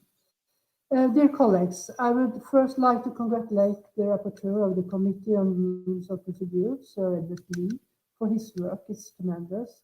This report is the last important step to give substance to the complementary joint procedure between the Assembly and the Committee of Ministers. It's important. The report shall not be considered as a mere technical document whose aim is to incorporate the necessary changes into the rules of procedure to implement the Assembly's Resolution 2319. This new procedure is part of a renewed relationship between the Parliamentary Assembly and the Committee of Ministers, an indispensable step on the way to rebuilding the efficiency and the credibility of the Council of Europe. It's nothing more important than that. The Assembly and the Committee of Ministers shall be able to resolute refocus on the Council of Europe's mandate to monitor and safeguard the human rights of 800 million citizens in our member states. It is to be hoped that the good cooperation between the Committee of Ministers and the Assembly in the development of this procedure will continue on the basis of principles and practical arrangement which guarantee the two statutory organs respect for each other's role and mission. We must therefore wish the new procedure good luck. Even if it's imperfect, it can only strengthen and nourish the political dialogue between the Assembly and the Committee of Ministers in order to advance our common ideas and principles. By doing this, we will enable the two statutory bodies of the Council of Europe to have a better and more coordinated response in situations where member states don't fulfill their obligations.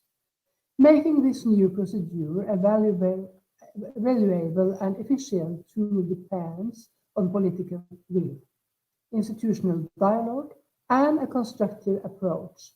I encourage you all to vote in favor of the resolution, and thank you for your attention. Thank you, Mr. President. Thank you, Ingerd. We now move to Mr. Sergei Kizlyak. Sergei, you have the floor. Спасибо, господин председатель. Мы сегодня...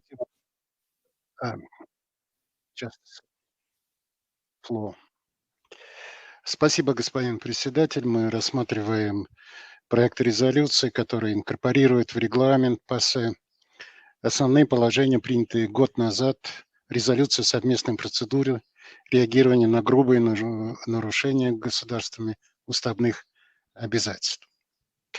Немало моментов в этом проекте, которые корректно отражают достигавшееся понимание, но есть вещи, которые не оставляют нас равнодушными. Прежде всего, я хочу напомнить, что изначально данная процедура рассматривалась как дополнительная к статье 8 Устава Совета Европы, то есть конкретизирующая эту статью, и уж вовсе не как дополнительная к существующим в ПАСЕ ограничительным процедурам. Именно так, в нашем понимании, это трактовалось в соответствующей резолюции КМСЕ о создании этой процедуры. При этом я хотел бы еще раз напомнить, что именно за КМСЕ по уставу нашей организации остаются решения, уполномачивающие ограничивать права государств-членов. У Ассамблеи при всех этих механизмах должна оставаться консультативная роль. Но данная резолюция, и я должен это особенно подчеркнуть, вопреки достигавшимся пониманиям, не приняла никаких шагов, чтобы выйти на полный отказ от того, что мы считаем самоприсвоенных и противоречащих уставу санкционных прерогатив ПАСЕ. Это здесь полностью отсутствует. Поэтому я хотел бы нашим коллегам напомнить, что год назад, когда принималась резолюция по этому вопросу в ПАСЕ, наша делегация, как, собственно, потом и в КМСЕ, сделала специально интерпретирующее заявление, которое дает ясное понимание о том, как мы будем трактовать эти процедуры, как мы будем действовать, если они будут приводиться в движение. Это первый аспект дела. Второй. И должен с большим сожалением сказать, что крайне разочарован тем, как на последнем этапе рассматривалась эта резолюция в комитете по процедурам. Мы вносили предложение. Одно предложение было отказано даже включить в список предложенных. И я хотел бы напомнить, что даже при всех разногласиях, которые у нас могут иметь место, уважение и желание выслушать друг друга должно оставаться частью нашей культуры. Мы раздосадованы тем, что серьезного диалога по нашим мыслям не было. И я в этой связи хочу от имени тех, кто представлял свои поправки, наши поправки, заявить, что мы их снимаем. И должен сказать, что в этих условиях мы не сможем поддержать эту резолюцию. Спасибо. Thank you, Mr. Kislyak. We now move to Nicole Tris. Nicole, vous avez la parole. Merci, Monsieur le Président. Monsieur le rapporteur, chers collègues, la crise qu'a traversée le Conseil de l'Europe de 2014 à 2019 a eu le mérite de nous faire collectivement prendre conscience de la fragilité de notre organisation et de la nécessité de la doter de procédures plus appropriées en phase avec le statut de 1949. Les modifications du règlement en débat aujourd'hui sont le résultat d'un dialogue étroit et soutenu entre les deux organes du Conseil de l'Europe. Une procédure conjointe de sanctions des États manquant gravement à leurs obligations doit pouvoir éviter les désaccords majeurs à l'avenir sans pour autant retirer au Conseil de l'Europe sa capacité à faire face aux situations difficiles créées par certains de ses membres. Il nous reste à en définir les modalités concrètes. Cette nouvelle procédure me semble pertinente si et seulement si elle est reconnue comme légitime, crédible, claire, réactive et si elle peut être réversible, ce qui est le cas avec le projet de résolution issu de ce rapport.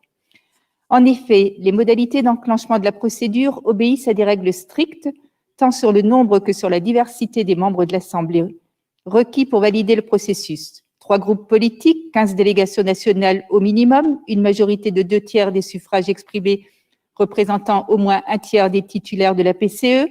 Ces règles permettront d'éviter les putschs et garantissent la légitimité et la crédibilité de la procédure.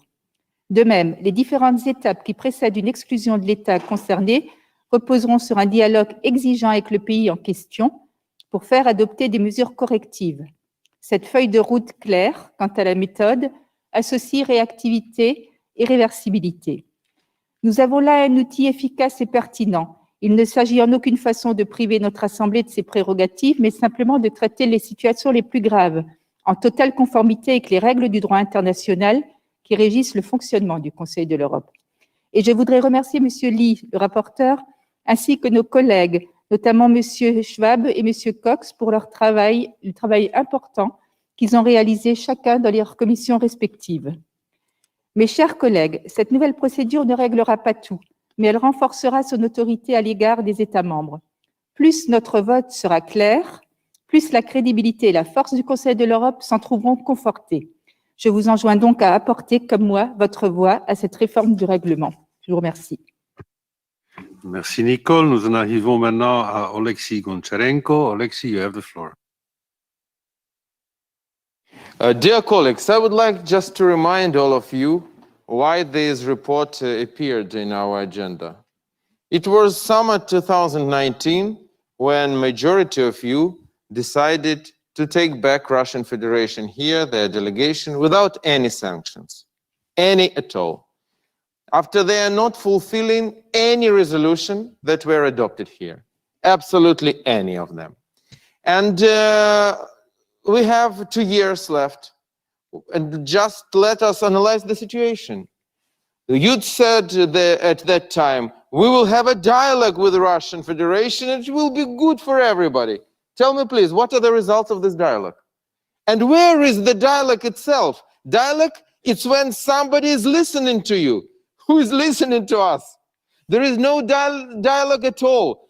I just want to remember you, Mr. Janssen, from Monitoring Committee speech yesterday. No dialogue, no cooperation with the Russian Federation. They're spitting on everything. In these 2 years, Novichok poisoning, please. Beating of people, please. Human rights violation, please. Occupation of other member state territory, please. Everything is in the place, everything.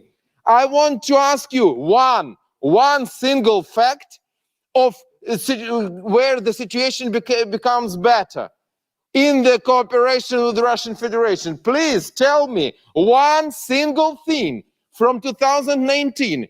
What improved?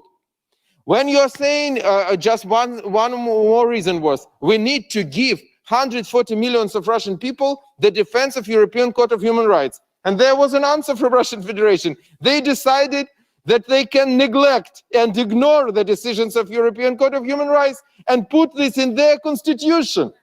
So where is it? Where is the defense of Russian citizens? No, when we're speaking about Europe, from Vladivostok to Lisbon, to Lisboa, yes, that's a great hope and great idea, but it should not look like when Lisboa will look like Vladivostok, where they are beating people and killing their oppositioners. The idea was that Vladivostok should become like Lisboa. But we here in Parliamentary Assembly of the Council of Europe, we are becoming like State Duma of Russian Federation. We are very close now to this position. And what is State Duma of Russian Federation? Is it parliament? No, it is not. It is a notary who is just certifying the documents which are sent from Kremlin. That's what they are doing. They are not parliamentarians, all these ministers who are speaking here. No, they are not parliamentarians at all. So that's what's happened in these 2 years. And I understand now you will vote for this resolution, but I just want to remind you what had happened and to make finally to make some decisions from this. Thank you. Thank you. We now come to Andrei Hunko. Andrei, you have the floor.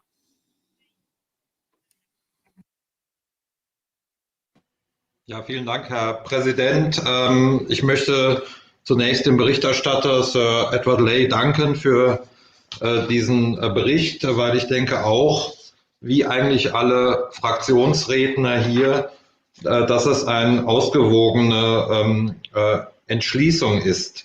Ich will einfach nochmal erinnern an die Situation, in der diese Versammlung noch vor einigen Jahren war. Es fing ja an mit der Resolution im Jahre 2014, im April 2014, wo die Versammlung die russischen Abgeordneten sanktioniert hat und das dann immer weiter perpetuiert wurde und wir eine Eskalationssituation oft in der Versammlung hatten. Ich gehöre übrigens zu den 21 Abgeordneten, die damals dagegen gestimmt hatten, aus verschiedenen Gründen.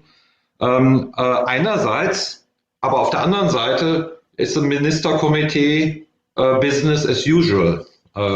Also Geschäft wie üblich. Und die beiden Organe des Europarates sind immer weiter auseinandergedriftet. Und das führte zu einer eskalativen Situation, auch dann mit der Gefahr, dass der Europarat insgesamt in seiner Glaubwürdigkeit beschädigt wurde und dass es auch vielleicht dann auch zum Bruch kommt mit der Russischen Föderation. Und ich will nochmal auch mich sehr bedanken bei meinem Fraktionsvorsitzenden Tini Cox, der da eine herausragende Rolle in dieser Zeit gespielt hat, aber auch mit den deutschen Vertretern Frank Schwabe und Andreas Nick für die gute Zusammenarbeit, obwohl wir hier Regierung und Opposition sind in Deutschland. Also das war wirklich sehr wichtig und ich glaube, dass diese jetzige Regelung tatsächlich beinhaltet, dass einerseits ein tagespolitischer Missbrauch vermieden wird, weil die Hürden relativ hoch sind, diesen Prozess auszulösen. Und es braucht wirklich eine schwerwiegende Verletzung von grundlegenden Standards des Europarats und andererseits aber auch die Rechte der Versammlung gestärkt werden. Es gibt eben so eine Art Initiativrecht und es gibt dann auch eine Kohärenz zwischen parlamentarischer Versammlung und dem Ministerkomitee. Und ich denke, das ist eine gute Lösung und ich hoffe, dass wir diesen Bericht mit 2/3 Mehrheit annehmen. Vielen Dank. Vielen Dank. Manuel Didier, you have the floor.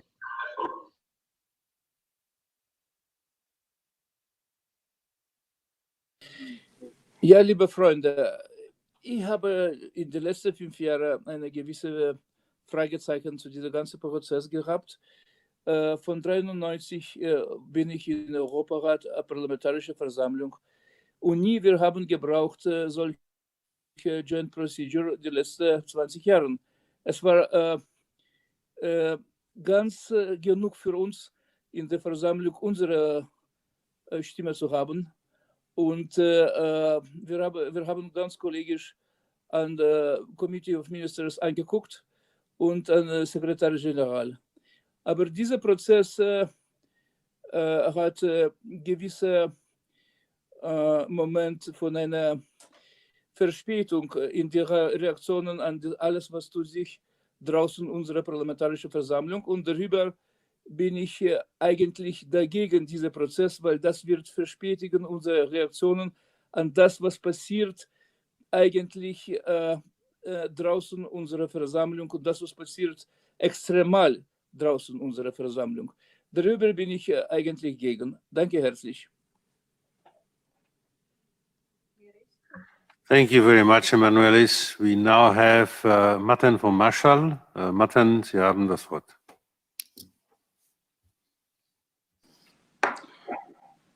Herzlichen Dank, Herr Präsident. Es ist daran erinnert worden, das Auseinanderfallen zwischen Parlamentarischer Versammlung des Europarats und Ministerkomitee hat seinen Ursprung in der völkerrechtswidrigen Annexion der Krim. Daran hat natürlich auch Kollege Goncharenko erinnert. Wir ringen deshalb seit Jahren darum, den Einfluss der Parlamentarischen Versammlung frei gewählter Abgeordneter auf die Arbeit des Ministerkomitees zu stärken. Und das tun wir keineswegs aus Selbstzweck, sondern um die grundlegenden und wichtigsten Aufgaben des Europarats, nämlich die Stärkung der Menschenrechte, voranzutreiben. Außenminister Maas hat vor wenigen Stunden hier in dieser Versammlung deutlich gemacht, dass er eine enge, vertrauensvolle Zusammenarbeit mit der Parlamentarischen Versammlung sucht. Er hat sich auch deswegen und in dem Zusammenhang, Kollege Mehr, bei Ihnen bedankt für Ihre Berichterstattung in der Sache Nawalny. Wir wollen dieses Angebot des Ministerkomitees, Deutschland hat den Vorsitz da gegenwärtig, gerne annehmen und deswegen wollen wir jetzt auch diese Geschäftsordnung entsprechend ändern, nämlich dass wir in Zukunft nicht nur hier in der Debatte deutlich machen können, wenn es schwere Menschenrechtsverstöße in einem Mitgliedstaat gibt, sondern dass wir auch initiieren können, dass wir dem Ministerkomitee den Auftrag geben können, sich damit zu befassen und notfalls, aber ganz am Schluss erst auch Sanktionen zu ergreifen. Natürlich soll der Dialog im Vordergrund stehen, soll das Bemühen stehen, Brücken zu bauen. Das ist sicher wichtig. Ich bin ganz sicher, wenn wir heute nach Russland schauen, dann sehen wir natürlich mit Entsetzen auf diese völlig inakzeptable Inhaftierung von Nawalny. Wir sehen aber auch mit Entsetzen und erschüttert auf Bilder von Demonstrationen, wo Demonstranten behindert, niedergeprügelt, ohne Grund inhaftiert werden. Alles das wären Dinge, die vermutlich später, und deswegen ist es wichtig, dass alle Mitgliedstaaten auch dabei bleiben, vielleicht zu Urteilen des Menschengerichtshofes führen würden. Und dass diese Umsetzung der Urteile des Menschengerichtshofes dann auch stattfindet. Darum muss sich eben auch das Ministerkomitee kümmern. Darum müssen auch wir Abgeordnete uns kümmern, und zwar indem wir zum Beispiel auch die Möglichkeit haben, in die Länder zu reisen, in denen solche schwerwiegenden Menschenrechtsverstöße erfolgen. Das ist ja, was Russland betrifft, im Moment, und zwar unabhängig von Covid, gar nicht möglich. Also wir beide haben da eine Verantwortung, und ich glaube, die wird über das, was jetzt auf den Weg gebracht wird, über diese Änderung der Geschäftsordnung gestärkt. Und deswegen, Sir Edward, bin ich Ihnen sehr dankbar. Wir haben ja in der Vergangenheit in dieser ganzen Parlamentarischen Versammlung sehr unterschiedliche Auffassungen gehabt. Lassen Sie uns jetzt gemeinsam das auf den Weg bringen. Danke Ihnen. We now move to Mikhail Melkumian. You have the floor.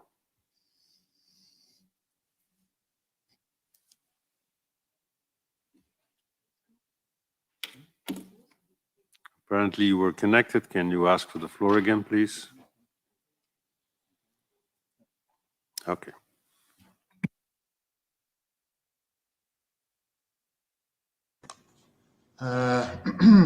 Monsieur le Président, chers collègues, le sujet de notre discussion aujourd'hui est très actuel.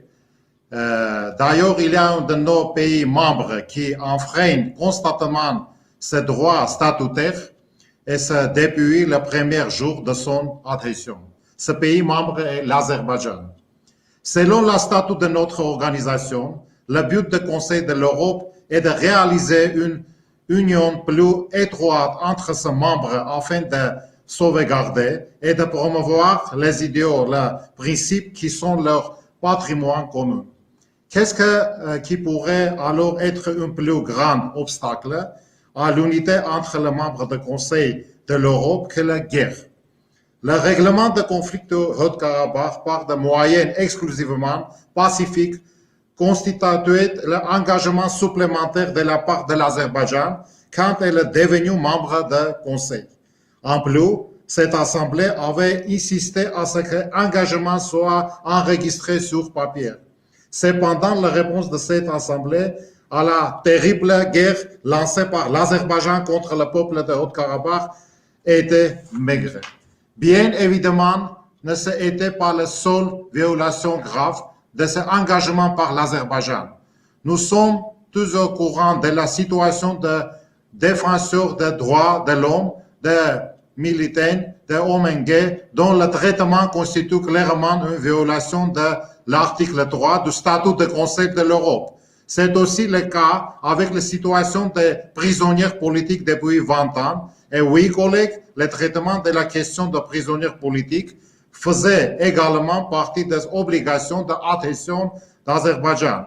Non seulement de la résolution que nous avons adoptée l'année dernière ou de celle que cette Assemblée n'est pas adoptée à cause de la diplomatie de caviar de l'Azerbaïdjan. Il y a des milliers de victimes, de centaines de prisonniers de guerre, des invalides à la suite de l'agression militaire azerbaïdjane, malgré le fait qu'il indiquait clairement prisonniers de guerre doivent être retournés selon le principe tout contre tous. En fait, ce problème n'est pas résolu. Nos compatriotes sont pris en otage en Azerbaïdjan. Et maintenant, j'ai une question à vous poser. Le Conseil de l'Europe et l'Europe, qu'est-ce qu'ils ont fait? Pouvez-vous me le dire?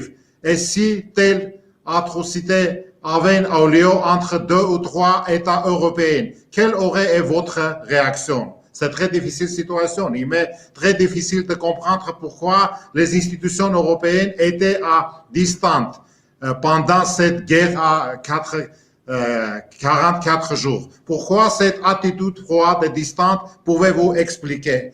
En d'autres termes, soit l'Europe ne veut pas arrêter ce mortel, soit elle est incapable de la faire. L'Europe doit changer. Chers collègues, comme nous adoptons cette résolution et donc des modifications à notre règlement, nous devrions alors discuter à propos de lancement de la procédure conjointe contre l'Azerbaïdjan. Merci pour votre attention. Merci. Nous en arrivons maintenant au dernier orateur, Madame Hayrapetyan Tate. I hope I said that right. Yes, Okay, thank you you. have the floor. Dear colleagues, ladies and gentlemen, first of all, let me thank the reporter for the amazing job. In the framework of this report, we really, from one side, it seems we tackle the technical problems, but we really tackle also the problem connected with our values. So we need to ask us a question: what should we do when a member country throughout many years keeps undermining the basics of human rights, which is very important for this organization? We have witnessed how Azerbaijan was using caviar diplomacy to hide the dictatorship reality and human rights abuses existing in that country. We had reports on that topic, we had many discussions, and in the past, by bribing some European politicians, Azerbaijan not only tried to hide the reality, undermine the basics of human rights, but also question the reputation of faith. And we managed to overcome the situation. We all very well remember the case of Italian MP Luca Volonté, who was recently sentenced by the Court of Milan to 4 years in prison for taking bribes from Azerbaijani politicians. The case of Volonté is just the top of the iceberg. The problem is much deeper. Azerbaijan continues the way. The joint Azerbaijani-Turkish aggression with the involvement of terrorists against peaceful people living in Nagorno-Karabakh was accompanied by war crimes. And now, due to Russian mediation efforts, the bloodshed is over and this ceasefire declaration is signed. But Azerbaijan, after signing the declaration 2 months after that, rejects returning the prisoners of war. My colleague Mr. Howell talked about the importance of European Court of Human Rights, and I want to bring an example.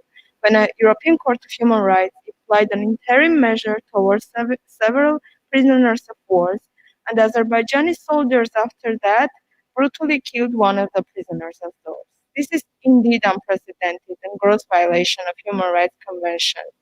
And also, as a female MP, I want to highlight that we have a woman compatriot being kept in Baku, Maral Najarian. Her only fault is that she is an Armenian, and she used to provide bread to the soldiers who were protecting the peaceful citizens of Nagorno-Karabakh. Dear colleagues, this discussion is not only technical, it's also about the values. And we need to ask us a question: what we should do when a member state obviously is violating the basics of human rights and international law. How are we going to react to prevent that? Thank you for your attention. Thank you very much. That concludes our list of speakers. Now I turn to the Professor Lee. Do you wish to reply? I don't see a request. Okay, you have 3 minutes. So Edward, you've got 3 minutes.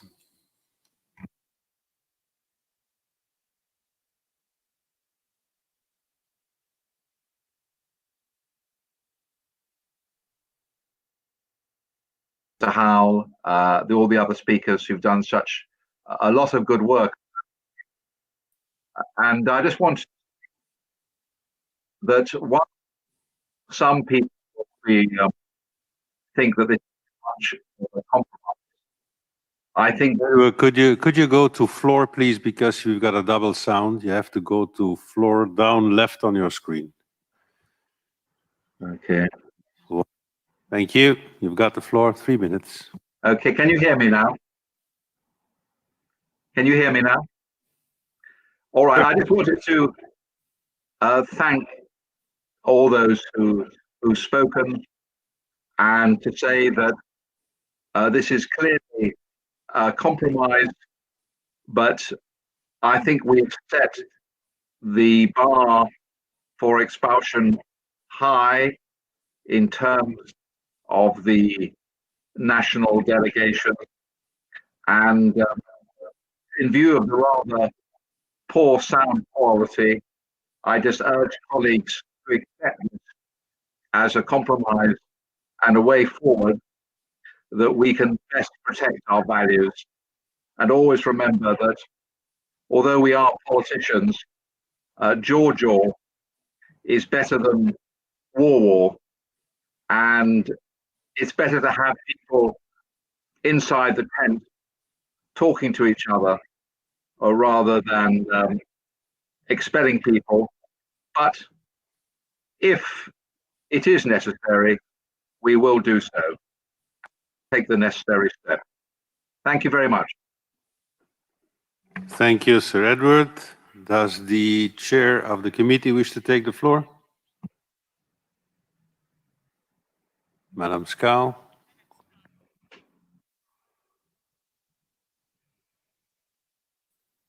Thank you, President. I think I have said what's necessary to say.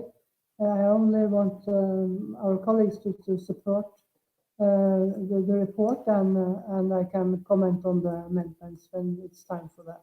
Thank you. Thank you very much. Therefore, the debate is closed. We come now to the consideration of amendments to the draft resolution. The Committee of Rules, Immunities and Institutional Affairs has presented a draft resolution to which 2 amendments have been tabled. I listened to Mr. Kislyak, who announced that he would withdraw or withdraws these amendments. I come to amendment number 1. Mr. Kislyak, could you confirm that you withdraw your amendment, please?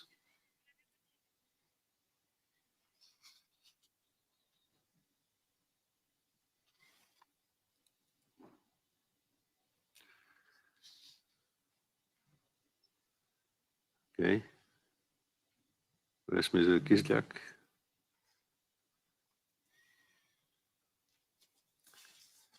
Is he there? Okay. Я хотел подтвердить, что мы снимаем все наши поправки. Thank you very much, Mr. Kislyak, for the confirmation that you withdraw amendment number 1 as well as number 2. Does anyone wish to, on the contrary, keep the amendment on the table? If so, if anyone wishes to take the floor. On amendment 1, no. On amendment number 2, no. Okay. Therefore, dear colleagues, before we proceed to vote on the draft resolution, I inform you that a majority of 2/3 is required for it to be adopted and not a simple majority. This is because Article 29 of the Statutes of the Council of Europe requires that resolutions, including those determining the majorities required for certain decisions, require a 2/3 majority. So, again, 2/3 majority is required for this to pass. We will now proceed to the vote on the draft resolution contained in document 15093. Members present in the chamber should use the hemicycle voting system. Put your card. And members participating remotely should vote using the remote voting system. The vote in the hemicycle as well as remote voting is now open. Please vote.